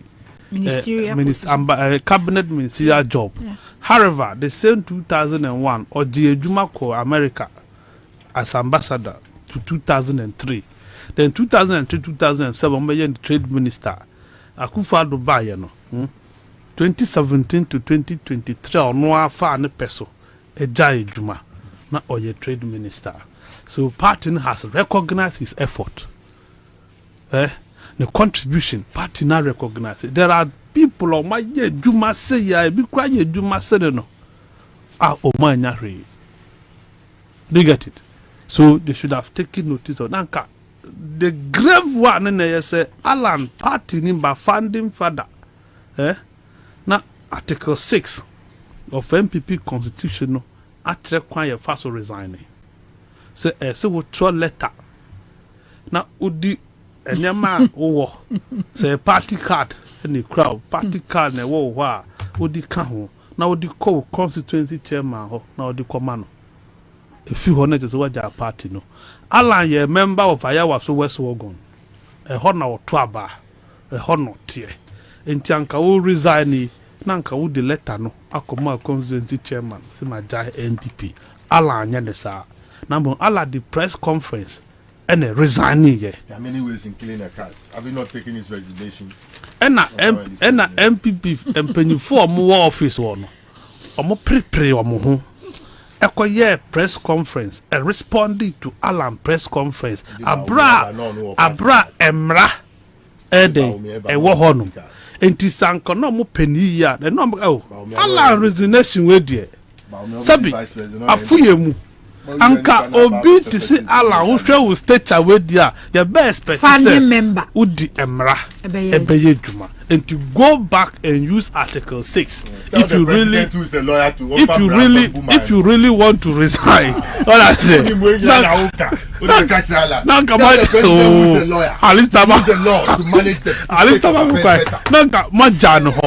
Rather no, people are going gaga. Other people are attacking the personality of Allah, and I find that unfortunate. But constitution, constitution. I found that unfortunate because constitution. Remember, wait a minute. No, constitution. NPP phone him. So, cars are any money we a Jacobo drone. Adenimu ayagako actually let them say because of ABC didn't know say sana be koso dia ontimi nkobiem eno precaution o de ma omo etiasa mo so chema o say ni dia say ye ni say omojumu ya na mo so yagi atum ubetuma ko nan pipi mra bi adwuma and then moreover kwano Charles say me but follow due process constitution but Allah no so and resolutions bebre ya wasi wa party ni chairman ni party no neck no but one man address one man can show yeah no I'm speaking as a communication consultant crisis management expert intinu uye ni sananka what threw back to Alan the responsibility of defending himself why he chose this way of resignation. But Ube Yina no Edina Tema smart people in your party. What it means is that Obe Yiwano na make us Obi like Hakma Uswajimai. What Bobra party we mo I think enya wone si Ube Yala chairman of Council of Elders. So you are a chairman of Council of Elders and you will call public Eko Yi Alan Noa. Ochina responding like BJ Darocha did in 2007. Ochina is the same thing. He was following the path of history. Ochina at the time BJ Darocha Ochina was. Untumi Mfrala Metan tables for negotiation. Because what compromise on that Kwamna Battles. Munala, you see, it shouldn't take them to do this. Where's the nice Mujama Bronyano? I say, no, my Yanan company for my bechi. I think, say, no, in trade, but in all, Bawumia is the one going to suffer the consequences. Unfortunately for him, because Bawumia was not around when Akufo-Addo assured Alan. Legon. He wasn't. No, on Gao. No, 2007. Yeah, one Legon no new home. 2008 or 5. And 2007. No, be a great hall. Bawumia wasn't there. Okay. Because even Alan a year arrangement, you know, Bawumia no new hall. Okay. We need 4 year arrangement, not Bawumia new hall. Into what do you want to punish Bawumia? You had the opportunity to punish Akufo-Addo. One year. And then I would do an break of Bawumia. So one and then break of Alan.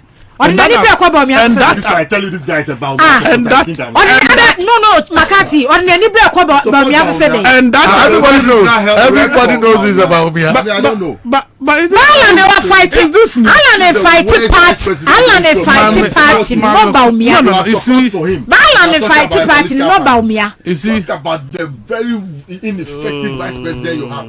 Alista, say the topic in the Basti and discusses vice president. I will. No. Management team. I will. And then we are not there today. Alan Kwadwo chairman team chief is been unfair in his decision to attack the person or the ambition of Dr. Alhaji Mahmoud Bawumia. The ambition, Dr. Mahmoud Bawumia. For instance, Alan 52 paragraph 21 page document no presentation. Alan say NDC for Onoba Obayamo president. We a CPP, the Obaya president for everybody. Nambom say we NDC ni na ukoto aba tuma NDC parliamentary candidate. We MPP na tuma MPP parliamentary candidate. But when it comes to the presidency, he misses the point there. Tuma ono Alan Alan Kwadwo chairman. Now do you now understand why I say it's an agenda against Bawumia? It's not true. Because nipa of Makano for now mujina hono. It is obvious that Bawumia is a presumptive. There is a contest to be any.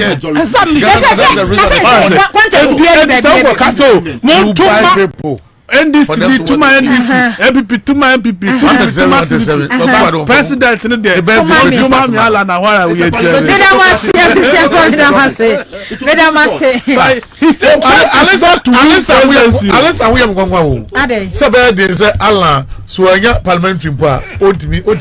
It's a parliamentary democracy. You need parliamentarians in order to govern. The other back will be 137. There is a majority side. One party took a majority side. One took a minority side. Forget minority majority. Me first Dama Charles.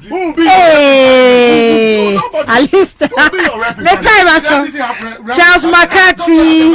Kwajoya Boa. Alista Nelson. Me damu nyinase. Me first da Emma. The executive producer Ernest Kwame Kwalista. What time aso sorry? Hey,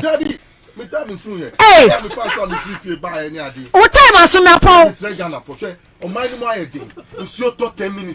No bia damo yiri ene ECG for jira na so omo yi 6 meters ya so mo njo ya ukoto prepaid cry within 5 minutes na sa esre na do danko akufuado mi pabo fa Rebecca o fa ne wa mi pabo fa mami Rebecca difference range of be mami Rebecca mi pabo fa kemo na do ake mami ewa Ghana be 3 square meals say one year one meeting anya me ko anashi kapo na ke ya hospital Bemenboy komo yala ni yo ga keni bi if ya Bemenboy one pabu fight kemo president ake ba mami e ba experience mami because e towo to mo lani lan to e shwe gba no minister ni thank you mini make abu o ma no me da say e wusu afọ mi di yenda list Nelson ni abre ase CTV engineer you obebo am ya no pay wo Facebook yi credible udiane credible Ghana ha say wana ya credible me da asisa no pay obebo am e wo Facebook wonum me di Edna na ma ejakon afa me ni odi asempa Kwame Apomasu Mensa akotwetwe nkomo Greenfield Scientific Herbal Clinic ebibiduro fie ayarese fie yade bia wodi kina wunya no aduro no kasa yade ni be ko Greenfield nti na wo bre ana odi asempa me boana abusuase mon share sasa na odi bebe mu mon share nso Arise Ghana t-shirt no for Occupy BOG protest na beba so 3rd October no oba CMG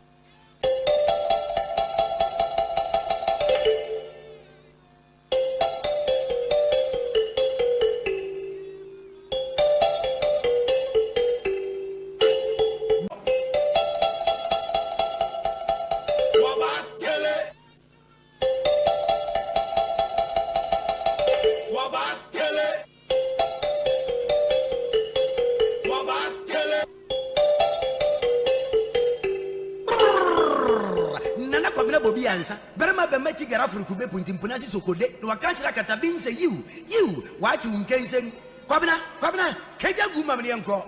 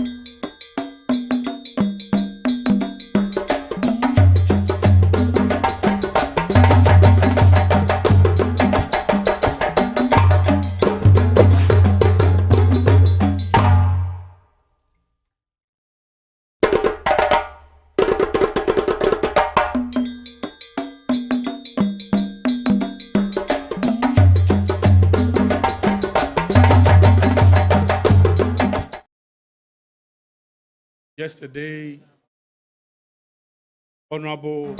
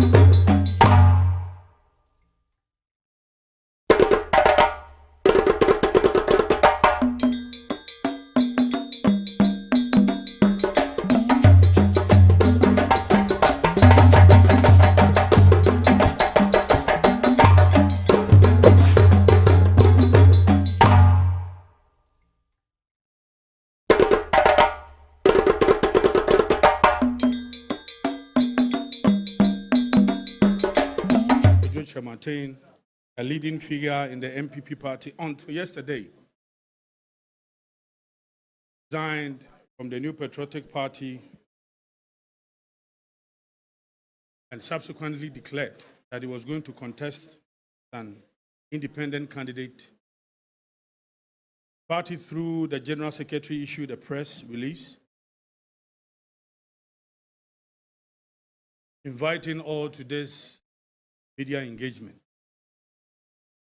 Before we proceed, let me use this opportunity to introduce some important personalities here. We have some constituency executives in our midst, New Patriotic Party. We have some regional executives in our midst. We are in Greater Accra, the host. Regional Chairman, Chairman Divine is here.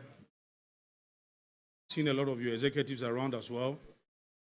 We have deputy national officers here. We have directors here. We have the national youth leader of the New Patriotic Party, Salam Mustafa, present here. We have the two-term national Nasara coordinator, Al-Haj Aziz Haruna Futa, also here. My good self, national organizer, I'm here. I'm going to be the moderator for this event.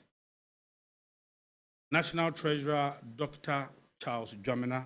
Dr. China is also here with us. We have our third vice national chairman, Chairman Osman Masawudu, also here. We have a very leading senior elder of the party. He's paid his dues, this party, former MP, former minister. We now go to him for advice. Honorable Kwame Battels, also here in our midst, very senior member of the party. Came with daughter, also one of our hard-working female MPs. Ella Battels, Honorable, is also here with us. We have the third vice national chairperson, the person of our own mom. Second vice, I've already introduced the third vice. Second vice national chairperson, Madam Rita Talata Asobaye, also here with us.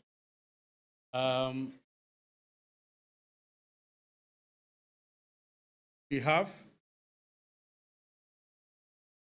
General Secretary, our General Secretary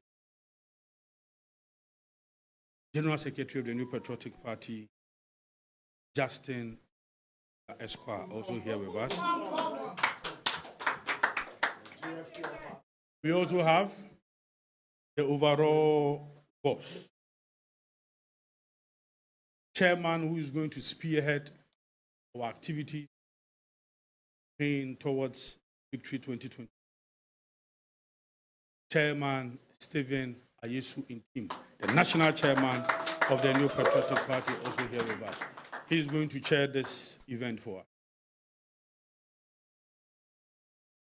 us. This event is being streamed live on City TV, Kesben TV, Adom TV, Atinka TV, Wuntumi TV, Movement TV. Asempa FM is also taking it live. Asasi Radio is also taking it live. Happy FM also taking it live. Chiman TV also taking it live. And then we have a host of media partners also recording and broadcasting this event. I'm not going to waste much time. As I earlier indicated yesterday, there was a press engagement by Honorable Alan where he indicated that he's resigned. Party effect. Then he also announced that he was election independent ticket. The New Patriotic Party seems a fit, give a proper. To help us with this will be the chief spokesperson of the New Patriotic, the chief scribe of New Patriotic, Justin Frimpong Kodua Esquire.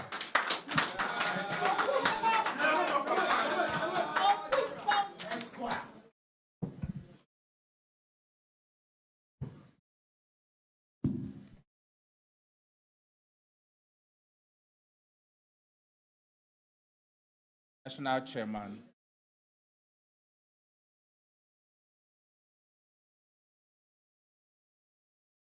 National Chairman, Patriotic Team, that's the ISU team, colleague, national officers, friends, and gentlemen. Very good afternoon. Leadership of the new Patriotic Party is pleased to have you honor this press conference. As many of you might have heard, the party also learned with shock sudden demise Honorable Daniel Chem Abuaji, former Member of Parliament for Pantuma Constituency, former government spokesperson. Therefore, please review or join us serving a minute silence in honor of the memory of the illustrious man of the land.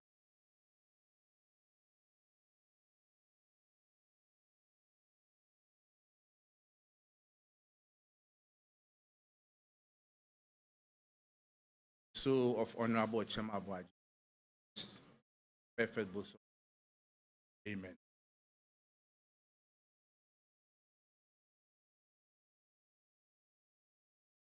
Friends from the media, as the party is coming to terms with the demise of one of our illustrious sons, we're hit with news about the resignation of Mr. Uche Martin to a press conference organized yesterday. The disappointing part is the mode in which he decided to resign, which was through a press conference without prior notice. The party wants to believe that by his decision to hold a press conference to resign, that first forming the leadership of the party suggests that he made a premeditated and irrevocable decision to resign from the party.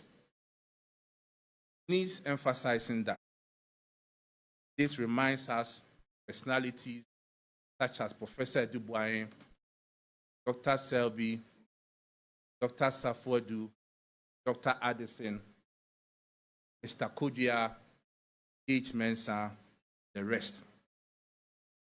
Just as many faithfuls who had no vision to lead the party, but served the party in various capacities, never tasted power, died holding on to the banner of our great party. The NPP has always been a dynamic and resilient political party. This moment serves as an opportunity for us to demonstrate our unity, fortitude, and unwavering commitment to the principles upon which our party is founded.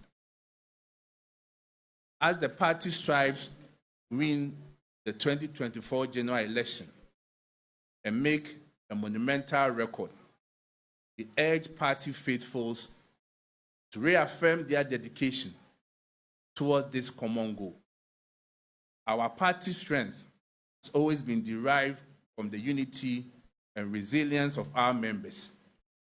Call upon each and every one of you to rally together and uphold the principles that define us. Indeed, are the NPP. Elephant is our winning symbol.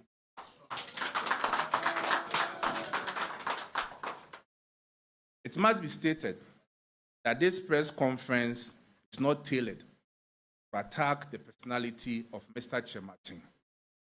Rather, correct certain erroneous statements he made in his press conference, also to use this opportunity to set the record straight. Fellow Ghanaians, central the reasons given by Mr. Kyerematen for his resignation as captured in pages 7, 8 of his address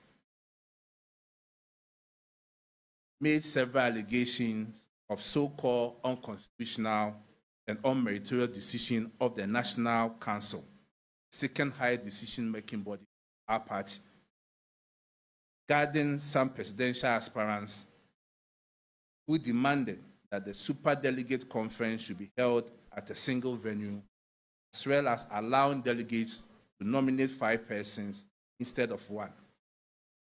Riding on the above narrative, Mr. Kyerematen assessed that the party's Superdelegate Conference strategically, tactically skewed to favor 1 aspirant.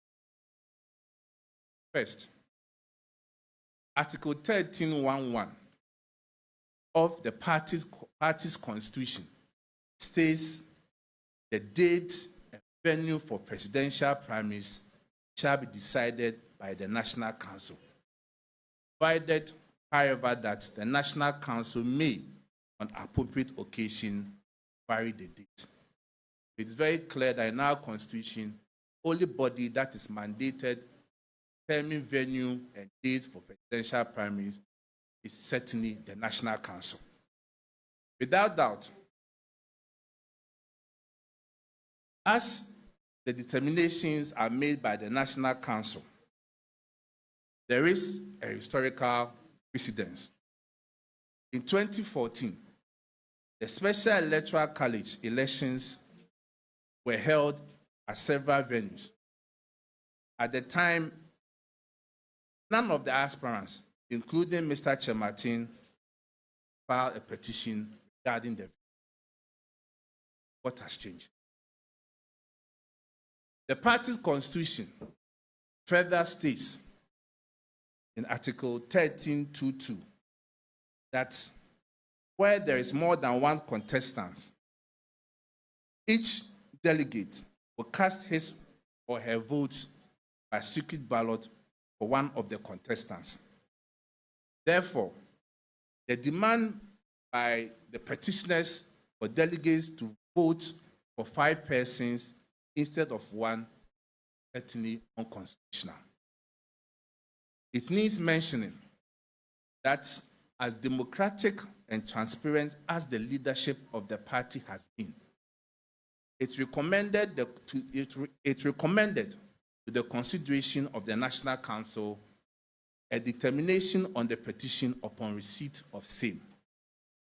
Even more important is the fact that the petitioners, although most of them are not members of National Council, granted the rare opportunity to appear before the National Council and make their case on why such a proposal should be adopted. In a true democratic process, 73 members of the National Council voted against both proposals relative to 9 others who voted in support, underscoring the overwhelming rejection of both proposals.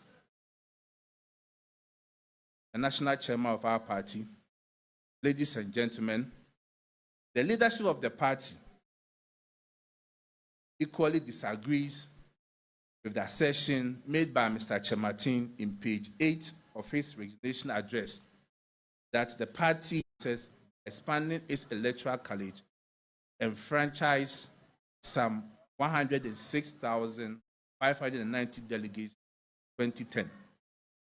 Currently, about 200,000 delegates will be voting to select the party's next flag bearer relative to estimated 1,998 who did same in 1992. Clearly, the quantum leap to 200,000 delegates in 2023 underscores the decentralization of power all party stakeholders and defeat the assertion that the party has been hijacked by a privileged few. In reference to Mr. Kyerematen's concerns, which include allegations of intimidation against his supporters, it is noteworthy certain government appointees, including cabinet ministers, who openly declared their support for him, still at post and have never been integrated. Ladies and gentlemen, under the Fourth Republic, both the MPP and the NDC have had some leading members of their party breaking ranks to either form their own party or join other political parties. Yet, the mother party remained resilient. Going into the 2024 general elections, the party, your party, our party, has a message. And we use this opportunity to commend Mr. Kyerematen for admitting the good work the government has done under then ministry, namely establishment of One District, One Factory initiative, establishment of the African Continental Free Trade Area after the headquarters of the Secretariat in Ghana, the development of new strategic anchor industries, including automobile assembly and component manufacturing, the establishment of business resource centers and technology solution centers all over the country, establishment of the Integrated Customs Service (INIPAS) to enhance government revenue, the establishment of industrial parks, including the Greater Kumasi Industrial City and Special Economic Zone, the development of a national export strategy, a target of achieving export revenue of $25 billion by 2030, the introduction of business regulatory reforms, public-private dialogue mechanisms, facilitate government interaction with the private sector. The MPP can well.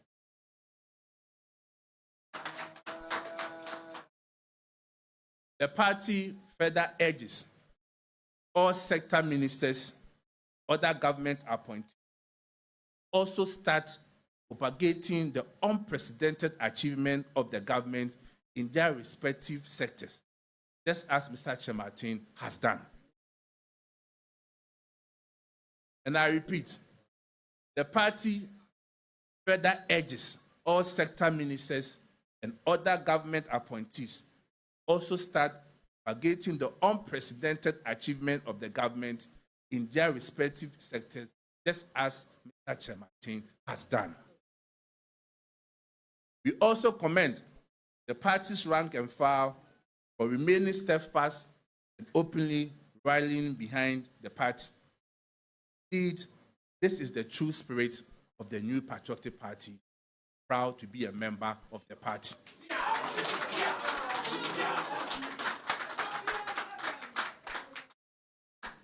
To all party faithfuls who were hitherto supporting Mr. Kyerematen by virtue of his membership in the party, though it is disappointing and distressing, I urge you to continue supporting the party in our quest to break the eight.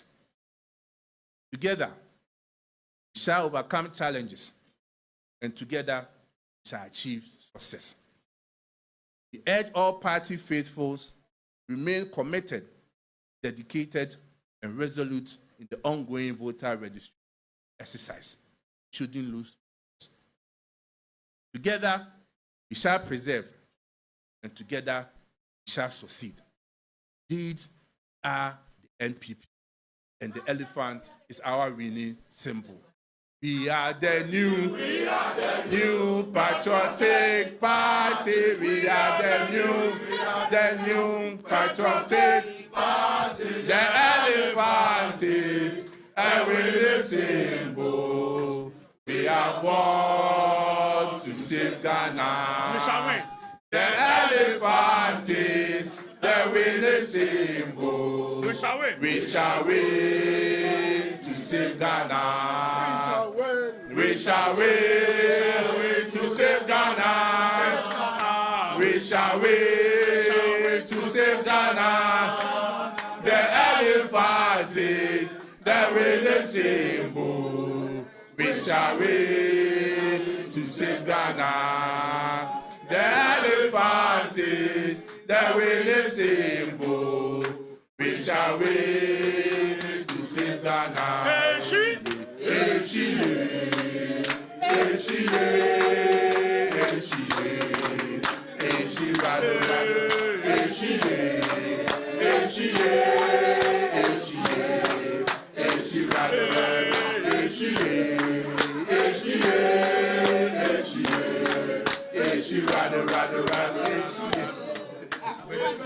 Thank you very much.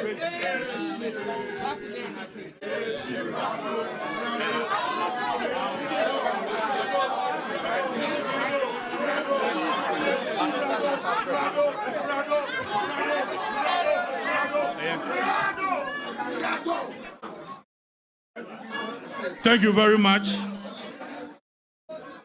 The General Secretary of the New Patriotic Party, message well delivered, message well crafted, message to unite the party, message to bring us together behind the great elephant. Abusuafo mama so nte say General Saka twi pa nya brofo nko anote oti twi pa enti mesre se yebema General Secretary asai abebo nsem na waka na po so tofa na omoni twi mu nso anya brofo nko anote osa ti twi pa General.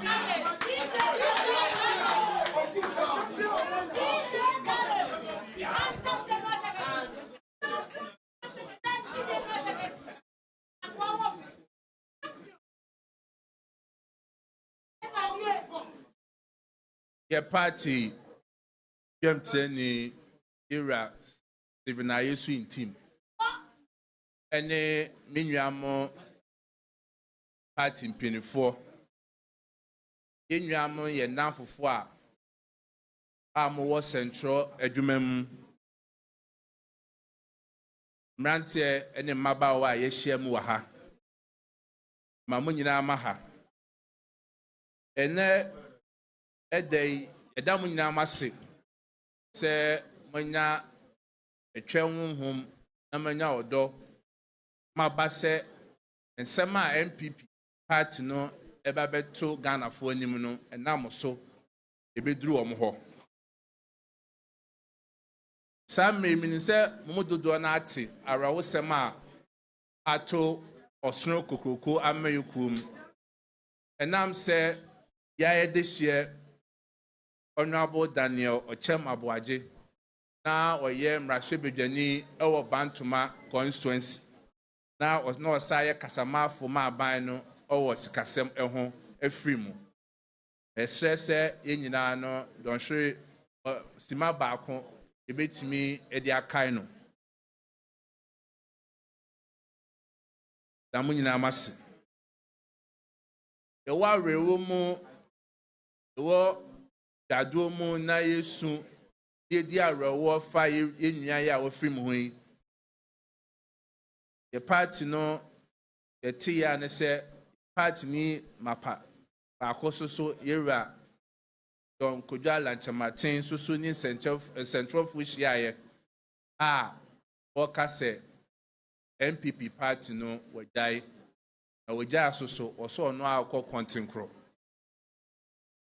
a party no you would dream if we say Sebi when a party penifluence to soon home and to an amount party for home, yet tia and say and from memo die party no. Then so when Nechi now in say a national chairman and I'm party now what in the party ni demo akwan and chen na kushia and not to trim come Nkomonim bibie no ana edi adanse se Ira Chematin na obeja party no mpo tobeko kontinkro. Then so your party no say e bi wu a e bi tiase.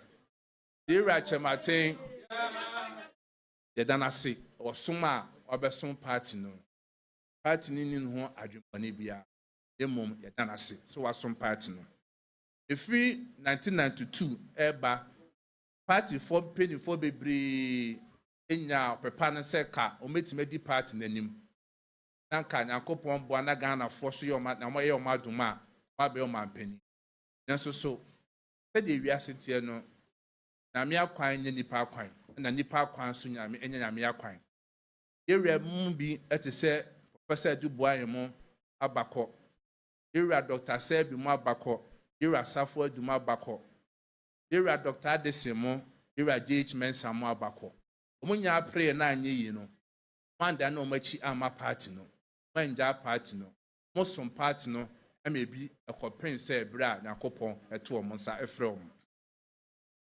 ebiem o party fo bi wɔ so a ɔmo do ma ampre ɔmo di party n'anim dem ɔmo do ma ho ɔden na ɔmo nim deɛ boa party no mo bu wɔ ha e ba ba mu 2000 ko ɔmo ehu ko pɔt ɔmo sa frɛ nanso so ɔmo de MPP mu na ko wuo mu sɛ ya meyoko no yenya de de no so ɛyɛ 2024 abato a yɛkum na de mesɛ party fo nyina ne sɛ yesi no mama mo reho mama mabamu mbu MPP osoko kokko amayoko no e party kɛse a esi ankrankra bia organ ha ampa enu ntina sono no ɛyɛ ahyɛnso de no ampa ntina de bia no yɛhwɛ wɔsono na yɛnhwɛ nipa demo menne asema ye kan adikonti a yafre central for ne se enye se bia era lanchamatin ye beka se tia no bi demo onsem bi wo ha wo kan ye ebe oni central for hia ye aye free se echi akakra pese fa sa akonya weso ye tretre no edi kan era chamatin e kan se party ipa bia ono mo pre se ometu fankama party no e de sem beto party mpinifo a de friend petition se ka ebenya pa delegate a ye 2026 no ye ntu ni nyina wo baby baako e na afi so nipa akombeto aba no se party si enyi nipa num no bia so ntu aba no enum eno e ba party mpinifo anim a ye national council the second high decision making body of the party no tabi national council no ema sign penifo no kwan from meka o masem enkyere omo national council ni say penifo no mo nduna na national council member enso so nam say MPP party no e ka bi mameka bi amambu na ye pese be ka obi akasabo ahye ne yem omo kwan obi a be che na adwen omo che o ma adwen wie ye no National Council ejina ya party mra article 1311 ka say beba ebi ebeto aba frankatufo eni bra ebeto aba na omo National Council and article 1311 no emom hutumi na emfa ho say nipa baako nipa mienu na say nipa du edi petition aba that 2 minutes the National Council and wo mo ho etosu biem National Council ka say Osha Party Constitution na Article 1322 eso ka se ebre abakoto aba bia omo pre no omo bro baako no ese ekoto aba de ekoto aba obi a wo ho kwan se obetuma to ama nipa baako pe enye mienu emiensa enye nan enye nyenum dine nyina no National Council na party mra no so na ebo sa tishi no etoe na se o manfa anya adwuma ebiem party nso abakosem 2014 sa special electoral college elections ni eno yekoye no omo gina nyina no na ira lanchamatin eka ho tabre no yanto aba no baby baako yeto ni nyina o regions na afri so aba no so yanto no more than one yeto no baako obi ato aba no baako 2014 no tan ye no afi de na asesa etosu biem National Council signa ye no nipa 73 and the ball this ne eto nchen se da bi ensum na mu enkono na se 9 pe etimi ka se Ghana, Yemrem Nikamam Kebion, see the majority carried the day. Etosubiem, Osha Yera Chematin Asemba Kosa Kanye, or say a net, your part no acquire say, 24 Akrebi, any abanswa for be, or more, or my omo Casa Precon. Maybe omo Casa will be in Casabi, and on magic part no Atnaso, and on one extra part no, as a part need, any the essay to Abamano. And also so part no, any nyadrin. If you say, ye can't Ghana, a party, I to aba, a you or more candy for. Yes, shas, you know, Nanipa crab in the Kushia, no matter about no more candy for. MPP, and they're the first political party, 2010. Ye be a party, yes, shimu, say ye Manipa crabby, and transi, any candy for, and my Yamayukun. And no ye be a mo, echo, Nipa 106,590. A brand year shall say 1992. Nanipa 1,998 per the Kushia.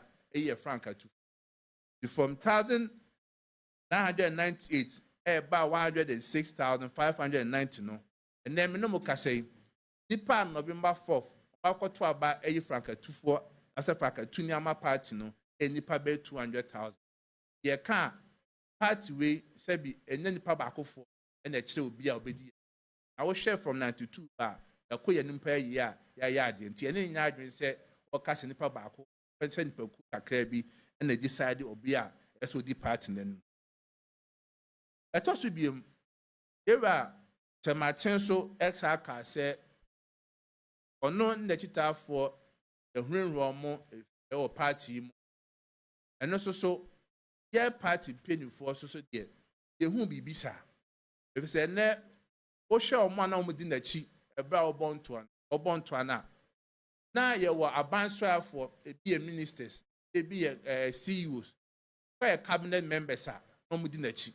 I won't do an animal. Umusaw, say bread and our buying and answer party nuka through be a catcher and say, than a cheat the anasi and the catcher and say, you may crown a Jeffrey's. You be sensing. A toss with him.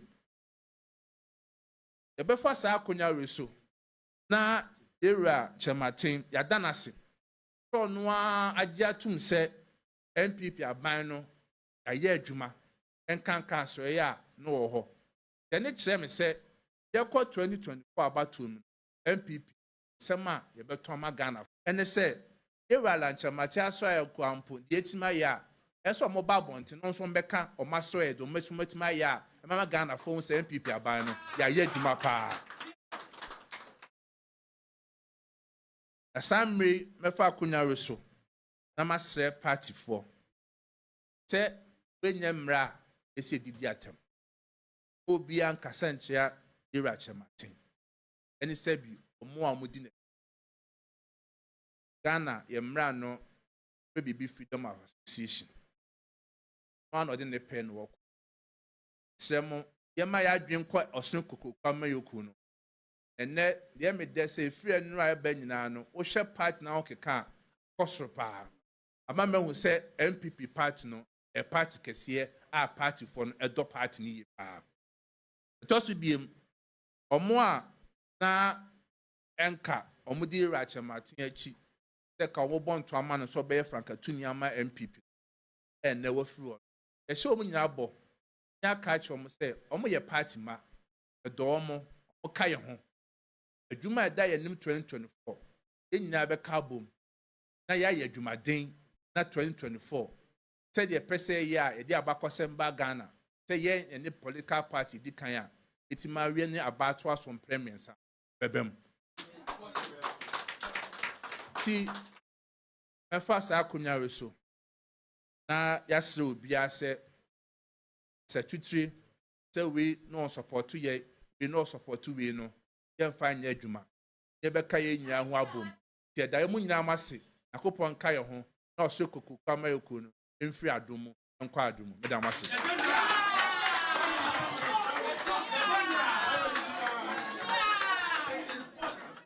The General Secretary has spoken. The general has spoken. Abusuafo for general kasa. Na nansa mo kan ya odi twa to a emu ode. O say obi bia na otai yewura onumunyamfo Alan Kochi. Tre mo bia anya ne hai. Obi anya obi akokọ. Emom no ye nsem. National chairman te ha ye nsem. So obi bia amra. Na nia efe ne se ye nuaba baako ye maame former MP ono na obontoa onim kasa papa obontoa de ma yewura Alan oka French oka Swahili oka English na enzema nso osaka pa ene ono owahase ya wosi otai wosunu nachi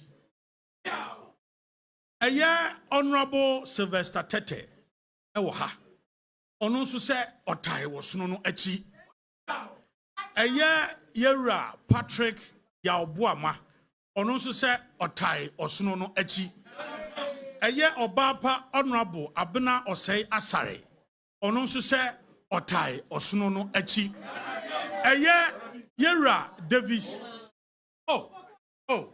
what I say eye Honorable OPK OPK no owo eye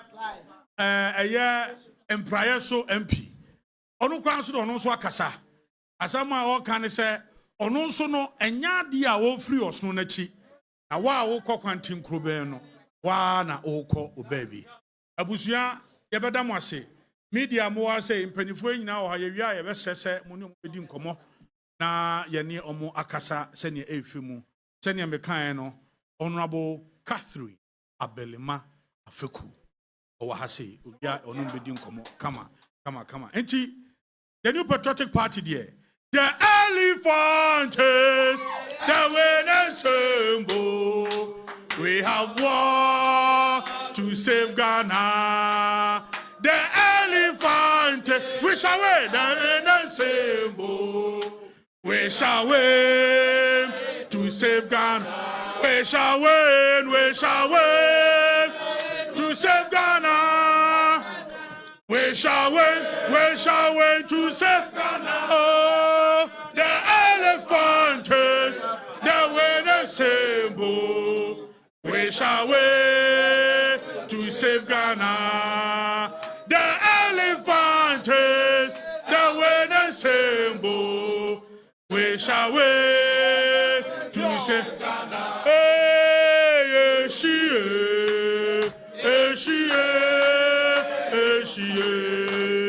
Eshira,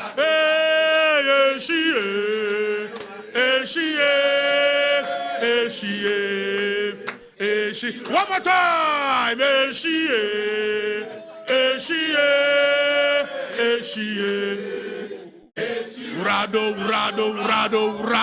Urado.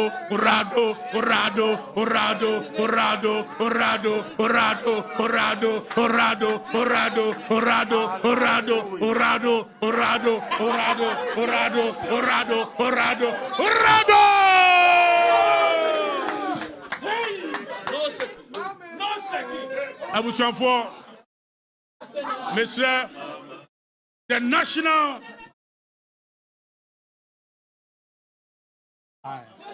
Abusuafo, Mr. National First Vice Chairperson, Yakasa Obekasa Ensa, Chairman Bute, Mr. Muntwen Yewura, a National Chairman, Eddie, your closing remarks on the Jumedi AC, the Naswo, a crab in Nord Yakaho. Mr.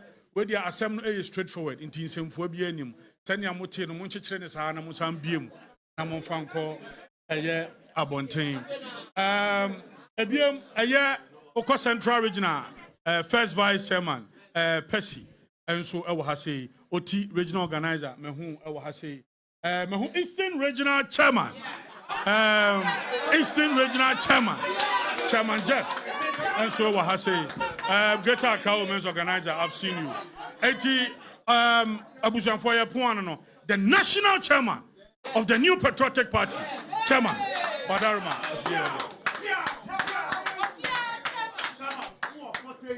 Kukrudu. Kukrudu. Yo, what the nsɛmfua a ntiɛma efrɛ saa hyiamu yi wate ne nyinaa na pɔso general secretary deɛ ɔka yɛ bia nso na yɛ nyina ses no party ma yɛtwa Ghana hyia nyinaa support na ne de yɛ sɛ wowɔ ha eku no ho na edi so ho bi fimudia twonhodia. Let us all get this one clear. Momenta beka se metu na si abonten no ana woko nyina mu ne se ekobia wo mu a nya dia de opɛ kwana de bia sabeka ya me gina hey. It took me 21 years to win finally. I'm the national chairman of the party. Menjai. Sremwa ya kano moye ho ban, moye ku no ho ban na afoforo nso da atwe ya ho free leadership position na ora na omoye nase no so abati anan ama MP akoso anyini. Manuesi dabu nyina ase. Thank you. National chairman wanu hwam. National chairman twa asem nya atia. National chairman pre say opeso ye national chairman no 44 years. Ene o 65 years. One paba. National chairman twa asem nya atia. Abusuafo beda mo ase. Nyame nhira mo se mo ba ye. Senya da mo ye no ye to nsa frem a oba ebe kan ye ho ye ne mudi adwuma monkoso na monye ne saa monfa dahuro no kwa bonten pepepe senya ye mesrɛ mo eya dahubo ni bu ha na matimi mo checha ne kakra we na dam we asem agenu akan ye dam straight monfa nkosa nyame nhira mo onye mo kese mo konso a kama beda se bibi